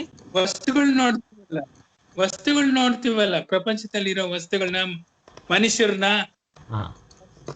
ಸರಿ, ನಿಮ್ಮ ಕಣ್ಣನ್ನ ಯಾತ್ರಿಂದ ನೋಡ್ತೀರಾ? ಯಾಕೆಂತಂದ್ರೆ ಕಣ್ಣು ಬರೀ ಇಷ್ಟೇ ನೋಡೋದು, ಶಬ್ದ ಕೇಳಕ್ ಬರಲ್ಲ. ಮನಸ್ಸಿಂದ ನೋಡ್ತೀವಿ. ಮನಸ್ಸು ಇಟ್ಕೊಳ್ರಿ. ಇಂದ್ರಿಯಗಳಿಗಿಂತ ಸೂಕ್ಷ್ಮವಾಗಿರೋದು ಮನಸ್ಸು. ಮನಸ್ಸು ಹಿಂದೆಗಡೆ ಇದೆ, ಇಂದ್ರಿಯಗಳು ಹೊರಗಡೆ ಇದೆ. ಇಂದ್ರಿಯಗಳು ಹೊರಗಡೆ ಇದೆ, ವಸ್ತುಗಳು ಅದಕ್ಕಿಂತ ಹೊರಗಡೆ ಇದೆ. ನಾನು ಸ್ಟೆಪ್ ಬೈ ಸ್ಟೆಪ್ ಕರ್ಕೊಂಡು ಹೋಗ್ತಾ ಇದ್ದೀನಿ ನಿಮ್ಮನ್ನ. ಹಂಗೆ ಈಗ ನಿಮ್ಮ ಮನಸ್ಸು ಇದೆ ಅಂತ ಯಾತ್ರಿಂದ ಗೊತ್ತಾಗುತ್ತೆ.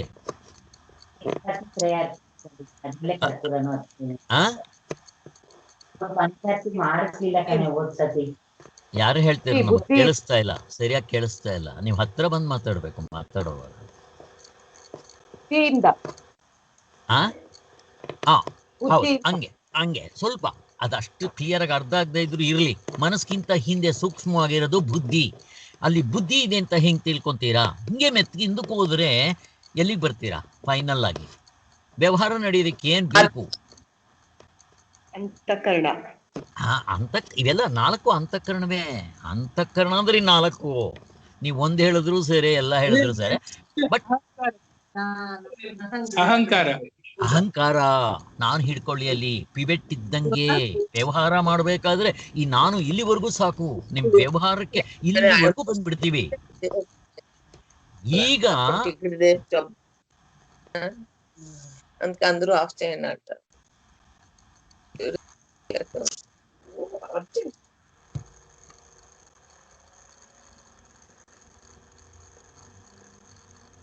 ಈಗ ನನ್ನ ಪ್ರಶ್ನೆ, ನಿಮ್ಮ ಅಹಂಕಾರ ಇದೆ ಇಲ್ಲ ಅಂತ ಯಾತ್ರಿಂದ ತಿಳ್ಕೊಂತೀರಾ?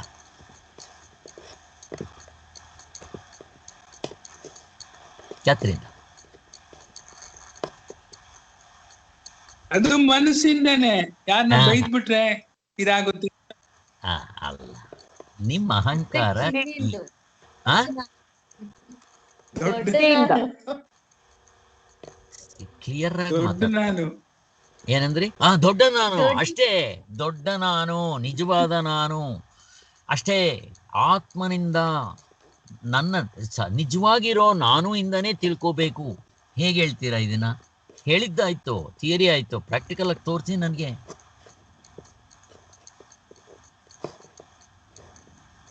ಹೆಂಗ್ ತೋರಿಸ್ತೀರಿ? ಆತ್ಮನಿಂದ ತಿಳ್ಕೊತೀನಿ ಅಥವಾ ಸಾಕ್ಷಿಯಿಂದ ತಿಳ್ಕೊತೀನಿ, ಅದು ಎಲ್ಲ ಒಂದೇ. ಹೆಂಗೆ ಹೇಳ್ತೀರ?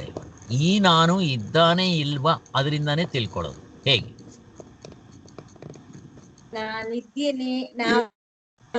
ಈ ನಾನು ದೊಡ್ಡ ನಾನಿಂದ ಎರವಲ್ ತಗೊಂಡೆಲ್ಲ ಬರ್ತಾ ಇರುತ್ತೆ. ಬುದ್ಧಿ, ಅಹಂಕಾರ, ಮನಸ್ಸು, ಆಮೇಲೆ ಇಂದ್ರಿಯಗಳು ಅವೆಲ್ಲ ವರ್ಕೌಟ್ ಆಗ್ಬೇಕು ಅಂತಂದ್ರೆ ಒಂದಕ್ಕೊಂದು ಇಂಟರ್ಲಿಂಕ್ ಆದ್ರೇನೆ ನಾನು ಏನ್ ಮಾಡ್ತಾ ಇದ್ದೀನಿ, ನಾನು ನೋಡೋದು, ಕೇಳೋದು, ಮೂಸೋದು ಎಲ್ಲ ಅದರಿಂದಾನೇ ಆಗುತ್ತೆ. ಬುದ್ಧಿ ಇರ್ಬೇಕು, ಅದ್ರಿಂದ ಮುಂದೆ ಮನಸ್ಸಿರ್ಬೇಕು, ಅದ್ರ ಮುಂದೆ ಇಂದ್ರಿಯಗಳಿರ್ಬೇಕು, ಅದ್ರಿಂದ ಅಹಂಕಾರದಿಂದ ಆತ್ಮನ ಇರ್ಬೇಕು, ಅರಿವಿರ್ಬೇಕು. ನೀವೇನು ಹೇಳಿದ್ರು ಥಿಯರಿ ಹೇಳಿದ್ರೆ, ನಾನು ಅನುಭವದಲ್ಲಿ ತೋರಿಸ್ರಪ್ಪ. ನಾನಿದ್ದೀನಿ ಅಂತ ಹೇಳ್ಬೇಕಾದ್ರೆ ನಾನಿದ್ದೀನಿ ಹೆಂಗ್ ಹೇಳ್ತೀರಾ? ಹೇಳಿ, ನೀವು ಹೇಳಿ. ಯಾರನ್ನ ಬಂದ್ ಕೇಳಿದ್ರೆ, ಡಾಕ್ಟರ್ ನಾಗೇಂದ್ರ ಪ್ರಸಾದ್ ನಿಮ್ ಮನೆಗ್ ಬಂದ್ಬಿಟ್ಟು ಡಾಕ್ಟರ್ ಇದಾರ ಅಂತಂದ್ರೆ ನೀವ್ ಯಾರನ್ನ ಕೇಳ್ಬೇಕಾ? ನಾನಿದ್ದೀನಿ. ಅಲ್ಲ, ನೀವ್ ಏನ್ ಹೇಳಿದ್ರೆ ನನಗೆ ಥಿಯರಿ ಆಯ್ತಪ್ಪ. ನನ್ನ ಅನುಭವದಲ್ಲಿ ತೋರಿಸ್ಬೇಕಪ್ಪ. ನೀವು ಹೆಂಗ್ ತೋರಿಸ್ತೀರಾ ಅನುಭವದಲ್ಲಿ? ನೀವು ಒಂದೊಂದು ಇವಾಗ ಫಸ್ಟ್ ಇದು ತೆಗೆದಾಕ್ಬಿಡಿ. ಏನು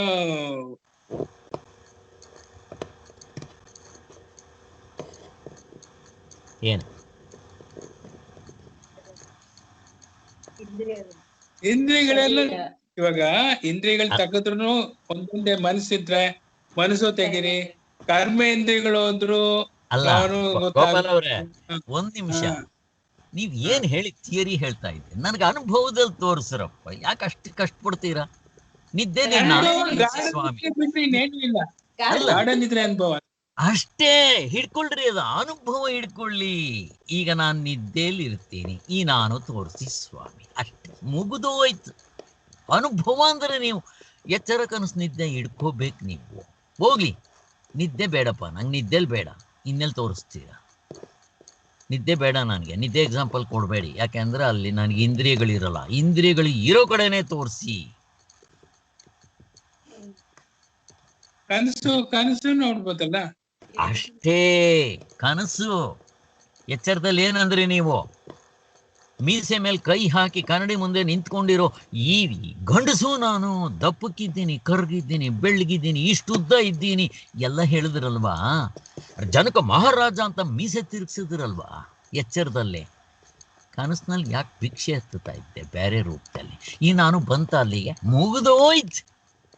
ಥಿಯರಿಟಿಕಲ್ ಪ್ರಾಬ್ಲಮ್ಸೇ ಬೇಡ ನಮಗೆ ಅನುಭವ ತೋರಿಸಿದ ಮೇಲೆ ಇನ್ನೇನು ಪ್ರಶ್ನೆ ಕೇಳ್ತಾರ ಅವರು? ನಿಮ್ಮ ಅನುಭವದಲ್ಲಿ ಇದೆಯಲ್ವ, ನೋಡ್ಕೊಳ್ರಿ, ಸಂಶಯ ಬರೋದಿಲ್ಲ. ಇದು ಅನುಭವದ ಮಾತು. ಅಲ್ಲಿಗೆ ಸ್ಟೆಪ್ ಬೈ ಸ್ಟೆಪ್ ಕರ್ಕೊಂಡು ಹೋಗ್ತಾರೆ.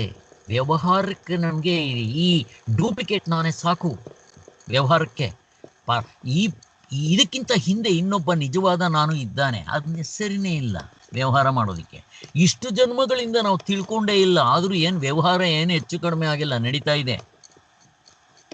ಆದರೆ ನಮಗೆ ಶಾಶ್ವತವಾಗಿರೋ ಆನಂದ ಬೇಕು ಅಂತಂದಾಗ ನೀನು ನಿಜವಾದ ಸ್ವರೂಪ ಏನು ಚಿಂತನೆ ಮಾಡಪ್ಪ, ಅಷ್ಟೇ. ಹುಟ್ಟು ಸಾವುಗಳಿಂದ ತಪ್ಪಿಸ್ಕೋಬೇಕು, ಚಿಂತನೆ ಮಾಡು. ಇದೇ ಪ್ರಪಂಚವನ್ನು ನೀನು ಸ್ವರ್ಗ ಮಾಡ್ಕೋಬೇಕಾ, ಚಿಂತನೆ ಮಾಡು. ಹಂಗೆ ಹೇಳುತ್ತೆ, ಮತ್ತೆ ಸಾಧನೆ ಮಾಡಬೇಕು. ಇದು ನೋಡಿ ಹೆಂಗೆ ಸ್ಟೆಪ್ ಬೈ ಸ್ಟೆಪ್ ಕರ್ಕೊಂಡು ಹೋದ್ರು. ಹಿಂಗೆ ಅದಕ್ಕೆ ಹೊರಗಡೆ ಇರೋದು ಸ್ಥೂಲ, ಒಳಗಡೆ ಇರೋದು ಸೂಕ್ಷ್ಮ ಅಂದ್ರು ಒಂದೇ. ಈ ಸೂಕ್ಷ್ಮವು ಸ್ಥೂಲವನ್ನು ವ್ಯಾಪಿಸಿದೆ ಅಂತಂದರೆ ವಸ್ತುಗಳು ಹೊರಗಡೆ ಇದೆ ಸ್ಥೂಲ, ಕಣ್ಣು ಸೂಕ್ಷ್ಮ ಹಿಂದೆಗಡೆ ಇದೆ. ಅದಕ್ಕೆ ಸ್ವಲ್ಪ ಹಿಂದೆಗಡೆ ಬಂದ್ಬಿಟ್ವಿ, ಇದು ಸೂಕ್ಷ್ಮ. ನಾನು ಅವಾಗ ಏನಂತೀನಿ, ಕಣ್ಣುಗಳನ್ನ ಸಾಕ್ಷಿ ಅಂತ ಕರಿತೀನಿ. ಆಬ್ಜೆಕ್ಟ್ಸ್ ಇದೆಯಲ್ಲ, ವಸ್ತುಗಳನ್ನ ಸಾಕ್ಷ್ಯ ಅಂತ ಕರಿತೀನಿ. ಅಥವಾ ನಿಮ್ಮ ಕಣ್ಣಿಲ್ಲಪ್ಪ, ಪ್ರಪಂಚ ಇದೆ ಅಂತ ತಿಳ್ಕೊಬೇಕು, ತಿಳ್ಕೊಳ್ರಿ. ಕುರುಡ, ಕಣ್ಣಿಲ್ಲ ಅವನು, ಪ್ರಪಂಚ ಇದೆ, ಲಾಭ ಇಲ್ಲ. ಅದಕ್ಕೋಸ್ಕರ ಕಣ್ಣೇ ಮುಖ್ಯ. ನಾನು ಹೇಳ್ತೀನಿ, ಪ್ರಪಂಚ ಇದೆ ಅಂತಂದ್ರು ಒಂದೇ, ಕಣ್ಣಿದೆ ಅಂತಂದ್ರು ಒಂದೇ, ಹಂಗೆ ತಗೊಂಡ್ಬರ್ತೀವಿ ನಾವು. ಅಲ್ಲಿಗೆ ಕಣ್ಣೇ ಪ್ರಪಂಚವನ್ನೆಲ್ಲ ವ್ಯಾಪಿಸಿದೆ ಅಂತ ಹಿಂಗೆ ಮೆತ್ತಿಗೆ ತಗೊಂಡ್ಬರ್ತೀವಿ. ಹಿಂಗೇ ಅನ್ಸರ್ಸ್ಕೊಂಡು ಬನ್ನಿ. ಅದಕ್ಕೂ ಕಣ್ಣಿದೆ ಅಂತ ಯಾತ್ರಿಂದ ಗೊತ್ತಾಯಿತು, ಮನಸ್ಸಿನಿಂದ ಗೊತ್ತಾಯಿತು. ಅಲ್ಲಿಗೆ ಮನಸ್ಸು ಹಿಂದೆಗಡೆ ಇದೆ, ಕಣ್ಣು ಹೊರಗಡೆ ಇದೆ. ಅಲ್ಲಿಗೆ ಕಣ್ಣು ಸ್ಥೂಲವಾಯಿತು, ಮನಸ್ಸು ಸೂಕ್ಷ್ಮವಾಯಿತು. ಅಲ್ಲಿಗೆ ನಾನು ಹೇಳ್ತೀನಿ, ಮನಸ್ಸು ಆತ್ಮ ಅಂತ ಕರಿತೀನಿ, ಮನಸ್ಸನ್ನು ಮುಖ್ಯ ಅಂತ ಕರಿತೀನಿ. ಇಂದ್ರಿಯಗಳನ್ನು ಹೊರಗಡೆ ಇದೆ, ಸ್ಥೂಲವಾಗಿದೆ ಅಂತ ಕರಿತೀನಿ. ಮನಸ್ಸನ್ನು ಸಾಕ್ಷಿ ಅಂತ ಕರಿತೀನಿ, ಈ ಇಂದ್ರಿಯಗಳನ್ನು ಸಾಕ್ಷ್ಯ ಆಬ್ಜೆಕ್ಟ್ಸ್ ಅಂತ ಕರಿತೀನಿ. ನನಗೆ ಮನಸ್ಸಿಲ್ಲ ಅಂದರೆ ಇಂದ್ರಿಯಗಳು ಇದ್ರೂ ಉಪಯೋಗ ಇಲ್ಲ ಅಂತ. ಈಗ ನೀವು ಎದುರುಗಡೆ ಕೂತಿದ್ದೀರ, ನಿಮ್ಮ ಮನಸ್ಸೆಲ್ಲೋ ಹೋಗ್ಬಿಟ್ಟಿದೆ. ನಿಮ್ಮ ಫ್ರೆಂಡ್ ಬಂದು 1/4 ಗಂಟೆ ಆಯಿತು, ನಿಮ್ಮ ಎದುರುಗಡೆ ನಿಂತಿದ್ದಾನೆ, ಕಣ್ ತೆಗ್ದಿದ್ದೀರಾ. ನಿಮ್ಮ ಫ್ರೆಂಡ್ ಬಂದಿದ್ದಾನೆ, ನಿಮ್ಗೆ ಅನ್ನ ಇಟ್ಟಿರೋದನ್ನು ಅವನೇ ಊಟ ಮಾಡಿಬಿಟ್ಟಿದ್ದಾನೆ, ಎಲ್ಲ ಆಗಿದೆ. 1/4 ಗಂಟೆ ಆಯಿತು. ಆಮೇಲೆ ಎಲ್ಲೋಗಿದ್ಯಾ, ನಾನು ಬಂದು 1/4 ಗಂಟೆ ಆಯ್ತು, ನಿನ್ಗೆ ಇಟ್ಟಿದ್ದಿದ್ದದೇನೋ ಕಾಫಿ ಇಟ್ಟಿದ್ರು, ಊಟ ಇಟ್ಟಿದ್ರಲ್ಲ, ನಾನು ತಿಂದ್ಬಿಟ್ಟೆ ಅಂತಾನೆ ಅವನು. ತಿನ್ನೋ ಪರವಾಗಿಲ್ಲ ಅಂತಾನೆ. ಎಲ್ಲೋಗಿತ್ತೋ ನೀನು ಮನಸ್ಸು ಅಂತಾನೆ. ಈಗ ಮನಸ್ಸಿದೆ, ಇಂದ್ರಿಯಗಳು ತೆಗೆದಿದೆ, ಉಪಯೋಗ ಇಲ್ಲ. ಅಲ್ಲಿಗೆ ನಾನು ಹೇಳ್ತೀನಿ, ನಿನ್ನ ಇಂದ್ರಿಯಗಳು ಇದೆ ಅನ್ನೋದಕ್ಕಿಂತ ನಾನು ಮನಸ್ಸಿದೆ ಅಂತೀನಿ. ಇಂದ್ರಿಯಗಳು ಇಲ್ಲದೇ ಇದ್ದರೂ ಮನಸ್ಸಿದ್ರೆ ಸಾಕು ಅಂತ. ಹೀಗೆ ನಾನು ಮನಸ್ಸು ಸೂಕ್ಷ್ಮ ಅಂತ ಹೇಳ್ತೀನಿ. ಅಲ್ಲಿಗೆ ಮನಸ್ಸೇ ಆತ್ಮ ಅಂತ ಕರಿತೀನಿ. ನಿನ್ನ ಇಂದ್ರಿಯಗಳಿಗೆ ಇಂಪಾರ್ಟೆಂಟ್ ಇಲ್ಲ. ಇದನ್ನು ಹಂಗೆ ಹೇಳ್ತೀನಿ. ಹಂಗೆ ಮನಸ್ಸಿನಿಂದ ಬುದ್ಧಿಗೆ ಬರ್ತೀನಿ, ಬುದ್ಧಿಯಿಂದ ಅಹಂಕಾರಕ್ಕೆ ಬರ್ತೀನಿ. ಈಗ ಅಹಂಕಾರದಲ್ಲಿ ನಿಂತಾಗ ಅಹಂಕಾರವನ್ನು ಹಾಗೇ ನೋಡಬೇಕು. ಆಗ ಆತ್ಮನೇ ಇಲ್ಲಿ ವ್ಯಾಪಿಸಿದೆ ಅಂತಂದರೆ ಅಷ್ಟು ಮಾತ್ರ ವ್ಯಾಪಿಸುತ್ತೆ ಅಂತಲ್ಲ. ನಿಮ್ಮ ಮನಸ್ಸು ಇಂದ್ರಿಯಗಳನ್ನು ವ್ಯಾಪಿಸಿದೆ ಅಂತಂದರೆ ಅದು ಇಂದ್ರಿಯಗಳನ್ನು ವ್ಯಾಪಿಸಿ, ಇಂದ್ರಿಯಗಳಿಗಿಂತ ಹೊರಗಡೆ ವಸ್ತುಗಳನ್ನೆಲ್ಲ ವ್ಯಾಪಿಸಿದೆ, ಹಂಗೆ ತಗೋಬೇಕು. ಕೊನೆಗೆ ನಾನು ಹೇಳ್ತೀನಿ, ವಸ್ತುಗಳಿಗೆ ಇಲ್ಲ, ಬರೀ ಮನಸ್ಸೇ ಇದೆ ಅಂತೀನಿ. ತಪ್ಪೇನೋ, ಏನು ತಪ್ಪಿಲ್ಲ. ಅದೇ ರೀತಿ ನೀವು ಆತ್ಮನಲ್ಲಿ ನಿಂತಾಗ ಆತ್ಮನು ಸೂಕ್ಷ್ಮನು, ಆತ್ಮನು ಹಿಂತಡಿಕೆ ಇದ್ದಾನೆ. ಈ ಡೂಪ್ಲಿಕೇಟ್ ನಾನು ಅನ್ನೋದು ಹೊರಗಡೆ ಇದೆ, ಹೊರಗಡೆ ಅದು. ಅದಕ್ಕೋಸ್ಕರ ಅದು ಆಬ್ಜೆಕ್ಟ್ ಆಯಿತು, ಆತ್ಮನು ಸಬ್ಜೆಕ್ಟ್ ಆದ ಅಥವಾ ಸಾಕ್ಷಿ ಆದ. ಈ ನಾನು ಅನ್ನೋದು ಸಾಕ್ಷ್ಯ ಆಯಿತು, ಅದು ಆಬ್ಜೆಕ್ಟ್ ಆಯಿತು ಅಂತೀನಿ. ಕೊನೆಗೆ ಆತ್ಮನು ಹಿಂತಡಿಕೆ ಇದ್ದಾನೆ, ನಾನು ಅನ್ನೋ ಅಹಂಕಾರ ಹೊರಗಡೆ ಇದೆ. ಅಲ್ಲಿಗೆ ಆತ್ಮನನ್ನು ನಾನು ಅತ್ಯಂತ ಸೂಕ್ಷ್ಮ ಅಂತೀನಿ, ಈ ನಾನು ಅನ್ನೋದನ್ನು ಸ್ಥೂಲ ಅಂತ ಕರಿತೀನಿ ಆತ್ಮನಿಗೆ ಹೋಲಿಸಿ. ಅದಾದ ಮೇಲೆ ನಾನಿವಾಗ ಹೇಳ್ತೀನಿ, ಆತ್ಮನೇ ನಾನುವನ್ನು ವ್ಯಾಪಿಸಿದೆ. ಆತ್ಮನೇ ನಾನುವನ್ನು ವ್ಯಾಪಿಸಿ ಇನ್ನು ಮುಂದಕ್ಕೆ ಮನಸ್ಸನ್ನ ಬುದ್ಧಿಯನ್ನ ವ್ಯಾಪಿಸಿ, ಮನಸ್ಸನ್ನ ವ್ಯಾಪಿಸಿ, ಇಂದ್ರಿಯಗಳನ್ನು ವ್ಯಾಪಿಸಿ, ವಸ್ತುಗಳನ್ನು ವ್ಯಾಪಿಸಿದೆ. ಅಲ್ಲಿಗೆ ಇಷ್ಟು ಆತ್ಮನೇ ಇದ್ದಾನೆ. ಚಿನ್ನದಿಂದ ಮಾಡಿರೋ ಒಡವೆ, ಕೊನೆಯಲ್ಲಿರುತ್ತೆ ಡಾಲರ್, ಅದೇನದು? ಚಿನ್ನವೇ. ಚಿನ್ನ ಬಿಟ್ಟದಕ್ಕೆ ಅಸ್ತಿತ್ವ ಇಲ್ಲ. ಇಲ್ಲಿಂದ ಇಲ್ಲಿಗೆ ಚಿನ್ನ, ಇಲ್ಲಿಂದ ಇಲ್ಲಿಗೆ ಮಣ್ಣು, ಆಭರಣ ತೋರ್ಸಕ್ ಬರಲ್ಲ. ಅಲ್ಲಿಗೆ ನಾನು ಹೇಳ್ತೀನಿ, ನಿಮ್ಮಿಷ್ಟು ತಗೊಂಡ್ಬಿಡ್ಬೇಕು ಇವಾಗ. ಯಾವ್ಯಾವುದು? ಪ್ರಪಂಚ, ಇಂದ್ರಿಯಗಳು, ಮನಸ್ಸು, ಬುದ್ಧಿ, ಚಿತ್ತ, ಅಹಂಕಾರ, ಅದಕ್ಕಿಂತ ಹಿಂದೆಗಡೆ ಆತ್ಮನೇ ಇಷ್ಟನ್ನು ವ್ಯಾಪಿಸಿದೆ. ಆತ್ಮನಿಂದಲೇ ಇದಕ್ಕೆ ಅಸ್ತಿತ್ವ, ಆತ್ಮನ ಇರುವಿನಿಂದಲೇ ಇದು ಇದೆ ಅಂತ ಅನ್ನಿಸ್ಕೋಬೇಕು. ನಾನು ಹೇಳ್ತೀನಿ ಆತ್ಮನೇ ಇರೋದು, ಇದು ಯಾವುದೂ ಇಲ್ಲ ಅಂತ. ತಪ್ಪೇನು? ಇಷ್ಟು ಮುಕ್ತ ಹಿಂಗೆ ತಗೋಬೇಕು ಸ್ವಾಮಿ, ಹಿಂಗೆ ಚಿಂತನೆ ಮಾಡಬೇಕು. ಅದಕ್ಕೆ ಸ್ಥೂಲ ಸೂಕ್ಷ್ಮ ಪ್ರಕ್ರಿಯೆ ಅನ್ನಿ, ದೃಶ್ಯ ಪ್ರಕ್ರಿಯೆ ಅಂತ ಅನ್ನಿ, ಎರಡು ಒಂದೇ. ವ್ಯಾಪಿಸಿದೆ ಅಂತಂದರೆ ಹೀಗೆ ತಗೋಬೇಕು ನಾವು. ತಗೊಂಡಾಗ ನಿಮಗೆ ಒಂದು ಎರಡಿರಲ್ಲ, ಒಂದೇ ಅಲ್ವಾ? ಅದರಿಂದ ಆತ್ಮನೇ ಇರೋದು, ಇವು ಯಾವುದು ಇಲ್ಲ ಅಂತಂದ್ರೂ ತಪ್ಪಿಲ್ಲ. ಅದಕ್ಕೋಸ್ಕರ ಹಾಗೆ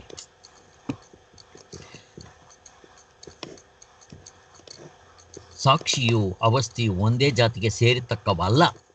ಹೆಂಗಾಗತ್ತೆ? ಆತ್ಮನು ನಿಜವಾದ ನಾನು, ಡೂಪ್ಲಿಕೇಟ್ ನಾನು ಒಂದೇ ಆಗುತ್ತಾ? ಅದು ಚೇತನ, ಇದು ಅಚೇತನ. ಅದು ಸೂಕ್ಷ್ಮ, ಇದು ಸ್ಥೂಲ. ಅದು ನಿಜವಾಗ್ಲೂ ಇರೋದು, ಇದು ಇಲ್ಲದೇ ಇರೋದು. ಹಿಂಗೆ ಎಷ್ಟು ವ್ಯತ್ಯಾಸ ಇದೆ ನೋಡಿ. ನಾನೂನು ಅಹಂಕಾರಕ್ಕೆ ಎಷ್ಟಿದ್ರೆ ಅದರಿಂದ ಕೆಳಗಡೆ ಇರೋದಕ್ಕೆ ಏನು ಬೆಲೆ ಇದೆ? ಹಾಗೆ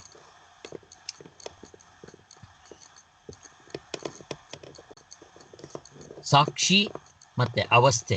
ಅವಸ್ಥೆ ಅಂದರೆ ಇಲ್ಲಿ ನಾನು ತಗೊಂಡಿದ್ದೀನಿ, ಇಲ್ಲಿ ಅವಸ್ಥೆ ತಗೊಂಡಿದ್ದಾರೆ. ಯಾಕೆ? ನಾನುಗಿಂತ ಹಿಂದೆಗಡೆ ಅವಸ್ಥೆ ಇನ್ನೂ ಸೂಕ್ಷ್ಮ. ಯಾಕೆ? ಈ ಡೂಪ್ಲಿಕೇಟ್ ನಾನು ಎಲ್ಲಿ ತೋರ್ಕೊಳ್ಳುತ್ತೆ? ಅವಸ್ಥೆ ಒಳಗಡೆ ತೋರ್ಕೊಳ್ಳುತ್ತೆ. ಅದಕ್ಕೋಸ್ಕರ ಇವರು ನಾನುಗಿಂತ ಹಿಂದೆ ಅವಸ್ಥೆಗೆ ಹೋಗಿದ್ದಾರೆ. ಎಲ್ಲ ಒಂದೇ. ಹಾಗೆ ಎಲ್ಲ ಒಂದೇ. ಸಾಕ್ಷಿಯು ಬರಿಯ ಇರುವೆ ಆಗಿರುತ್ತದೆ. ಇದು ಅಷ್ಟೇ, ಅಧ್ಯಾರೋಪದಿಂದ ಹೇಳೋದು. ಅದರಲ್ಲಿ ಇರುವಿಗಿಂತ ಬೇರೆಯಾದ ಸಾಕ್ಷಿತ್ವವೆಂಬ ಯಾವುದೊಂದು ಧರ್ಮವೂ ಸೇರಿಕೊಂಡಿರುವುದಿಲ್ಲ. ಅವಸ್ಥೆ ಎಂಬುದು ಬರಿಯ ಇರುವನ್ನು ಅರಿತುಕೊಳ್ಳದೇ ಇರುವ ಬುದ್ಧಿಗೆ ತೋರುವ ನೋಟವಾಗಿರುತ್ತೆ. ನೋಡಿ, ಅವಸ್ಥೆ ಅಂತಿರಲ್ವಾ, ಅದು ಏನು?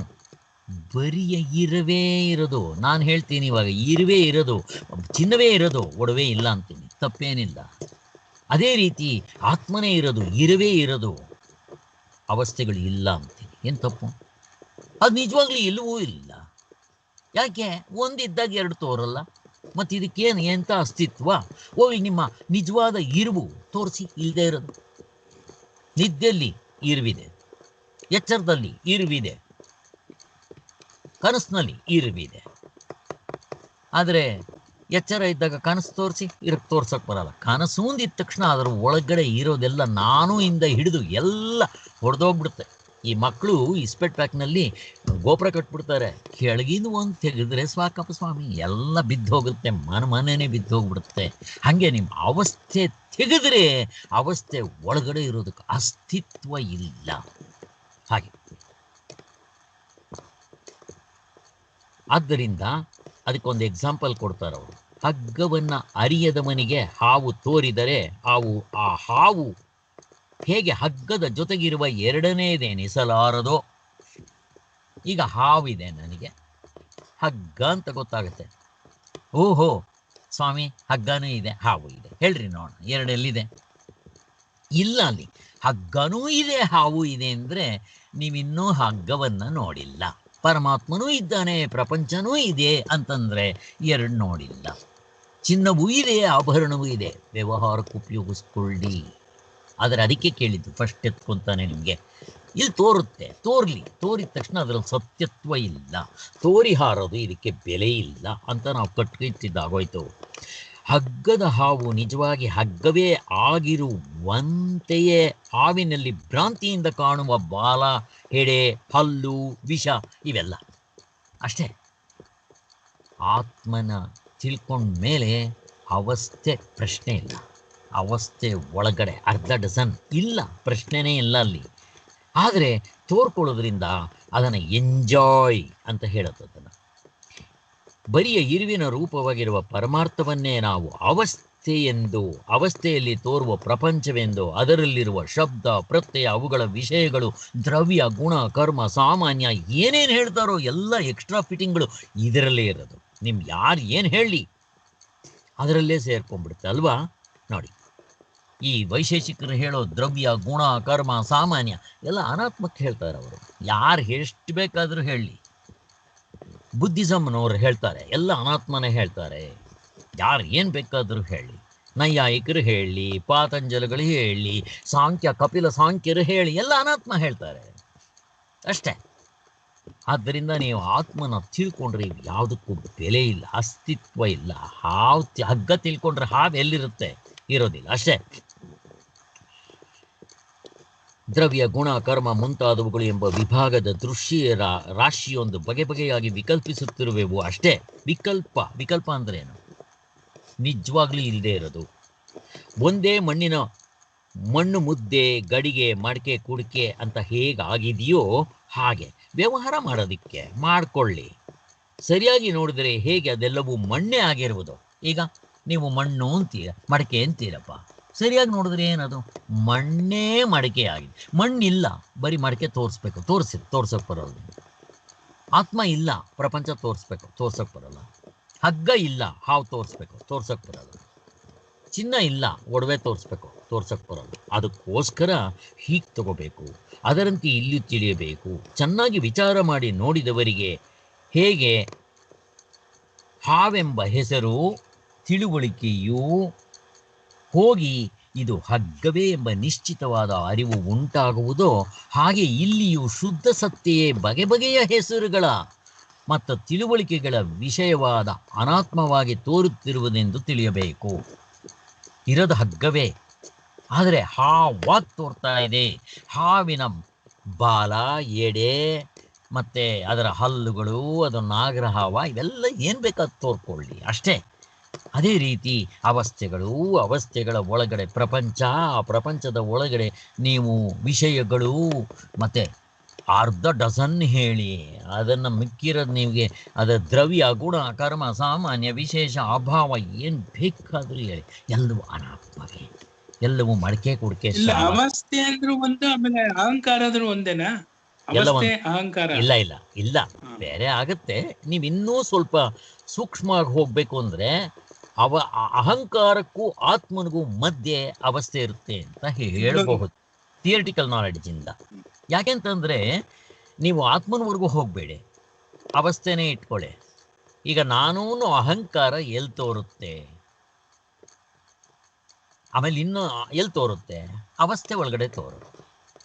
ಎಚ್ಚರದ ಅವಸ್ಥೆ ಇಲ್ಲಪ್ಪ, ಈ ನಾನು ತೋರಿಸ್ಬೇಕು ಎಚ್ಚರದ ನಾನು.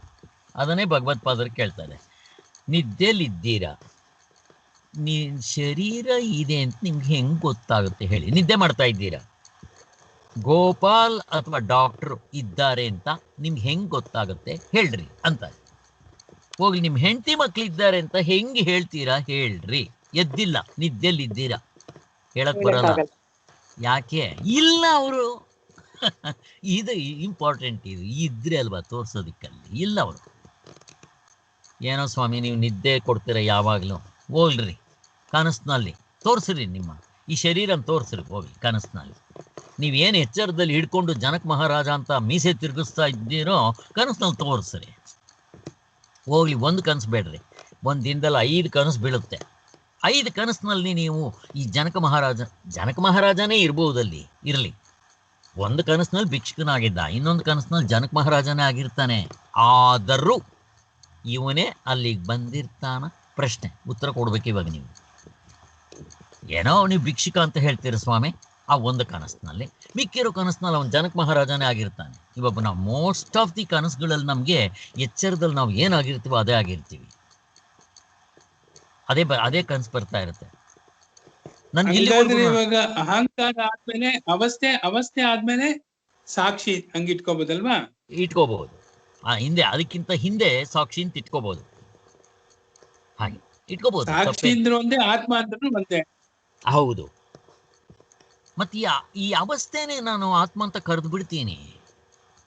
ಯಾಕೆ? ಅವಸ್ಥೆ ಗುಣಾತೀತ, ಅವಸ್ಥೆ ಬದಲಾವಣೆ ಆಗೋದಿಲ್ಲ. ಮತ್ತೆ ಈ ಅಹಂಕಾರಕ್ಕೂ ಕೂಡ ಆಧಾರ, ಅಹಂಕಾರ ಅಂದಿದ ತಕ್ಷಣ ಅದ್ರ ಕೆಳಗಡೆ ಏನೇನಿರುತ್ತೋ ಅಷ್ಟಕ್ಕೂ ಆಧಾರ ಅವಸ್ಥೆ. ನಾನು ಅವಸ್ಥೆನ ಆತ್ಮ ಅಂತ ಕರಿತೀನಪ್ಪ. ಏನ್ ತಪ್ಪು?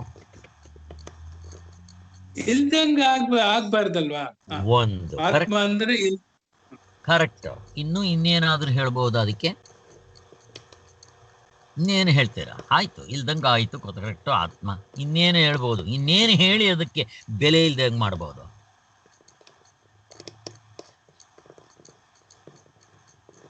ಬದಲಾವಣೆ ಆಗ್ಬಾರ್ದು. ಆಯ್ತು, ನೀವು ಹೇಳಿದ್ದದೇ, ಬದಲಾವಣೆ ಆಗೋದಿಲ್ಲ, ಗುಣಾತೀತವಾಗಿರುತ್ತೆ, ಒಪ್ಕೊಂಬೇಡ. ಮತ್ತದು ದೇಶದಲ್ಲಿಲ್ಲ, ಕಾಲದಲ್ಲಿಲ್ಲ, ಒಪ್ಕೊಂಬೇಡ. ಎಲ್ಲ ಪಾಯಿಂಟ್ಸ್ ಒಪ್ಕೊಂಬೇಡ. ಇನ್ನೊಂದು, ಆತ್ಮನು ವಿಷಯ ಆಗ್ತಾನ ಆತ್ಮನು? ಸಬ್ಜೆಕ್ಟ್ ಇಲ್ಲ, ಬರೀ ಸಬ್ಜೆಕ್ಟ್. ಆಯ್ತು, ನಿಮ್ಮ ಅವಸ್ಥೆ ಏನಾಗುತ್ತೆ?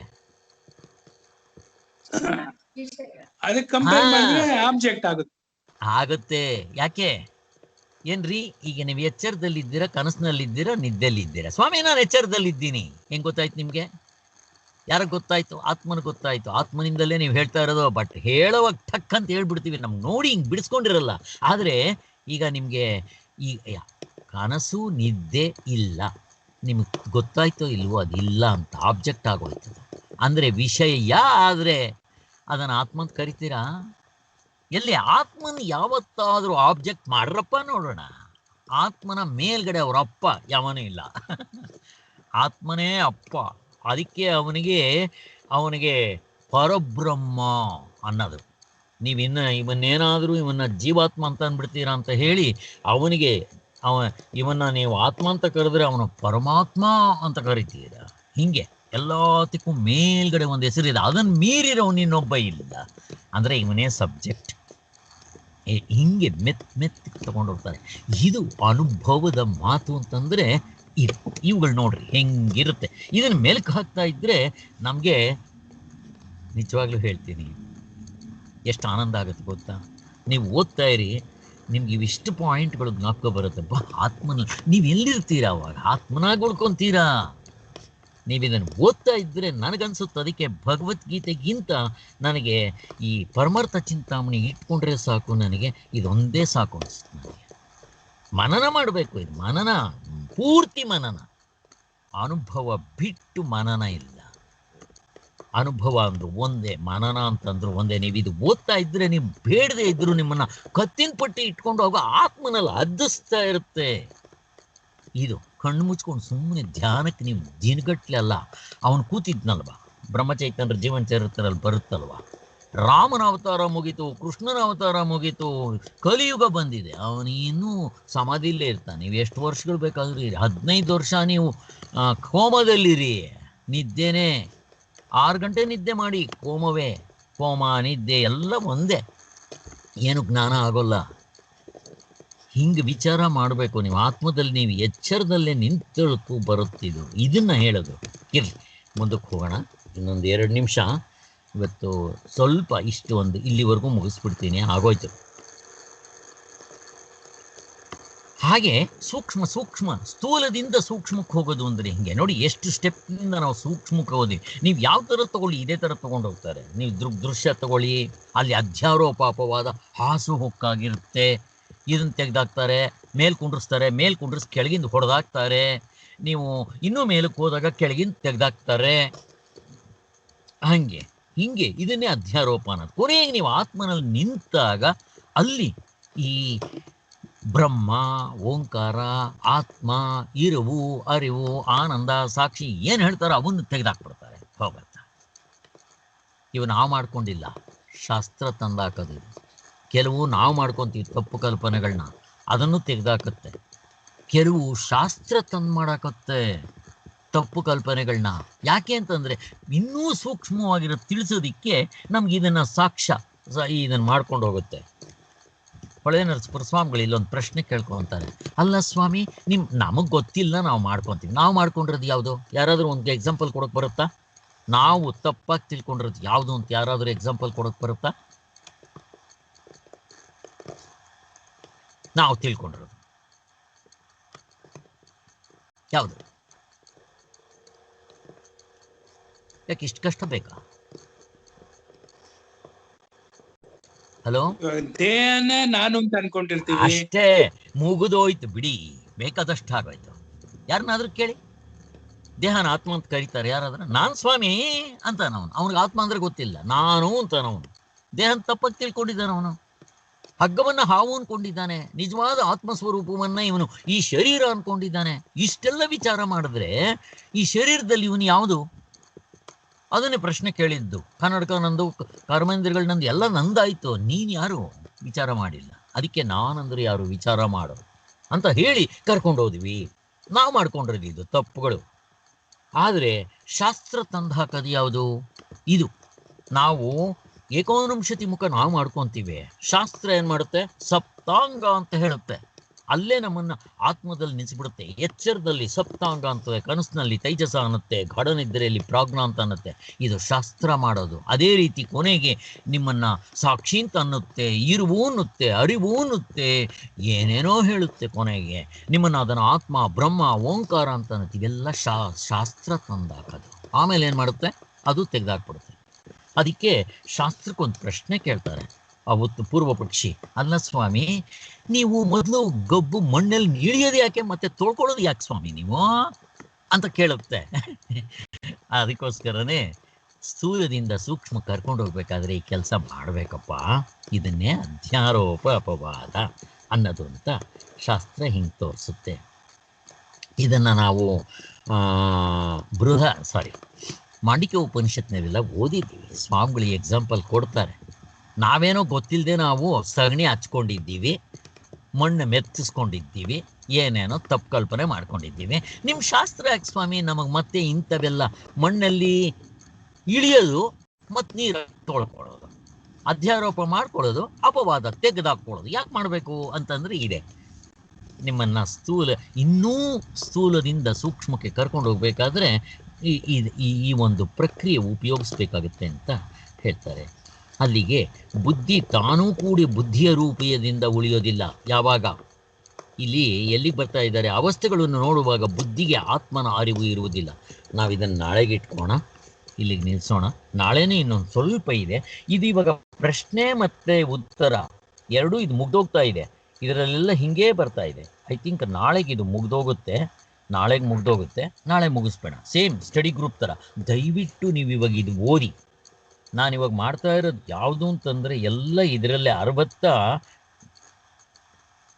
68 ಬರಿಯ ಇರುವಿನಲ್ಲಿ ತೋರುವ ವಿಭಾಗವು ಭೇದಕ್ಕೂ ಎಚ್ಚರದ ದೃಷ್ಟಿಯೇ ಕಾರಣ. 68 ಜ್ಞಾಪಕ ಇಟ್ಕೊಳ್ಳಿ. ಪರಮಾರ್ಥ ಚಿಂತಾಮಣಿಯಲ್ಲಿ ಇದನ್ನೇ ನಾನು ಮಾಡ್ತಾ ಇದ್ದೀನಿ. ಜೊತೆಗೆ 67 ಮುಗಿಸಿದ್ವಿ. ನೀವು 67, 68 ಎರಡನ್ನೂ ಚೆನ್ನಾಗಿ ಓದಿ. ಎಲ್ಲ ಪ್ರಶ್ನೆಗಳ ರೂಪದಲ್ಲಿ ತೊಗೊಂಬರ್ತಾ ಇದ್ದಾರೆ. ಅದಕ್ಕೆ ನಾವು ಎರಡೂ ಮಾಡ್ಕೊಂಡು ಹೋಗ್ತಾ ಇದ್ದೀವಿ. ಓಕೆ. ಓಂ ಶಾಂತಿ ಶಾಂತಿ ಶಾಂತಿ. ಜೈ ಗುರುದೇವ್. ಯಾರಿಗಾದ್ರೂ ಪ್ರಶ್ನೆ ಇದ್ದರೆ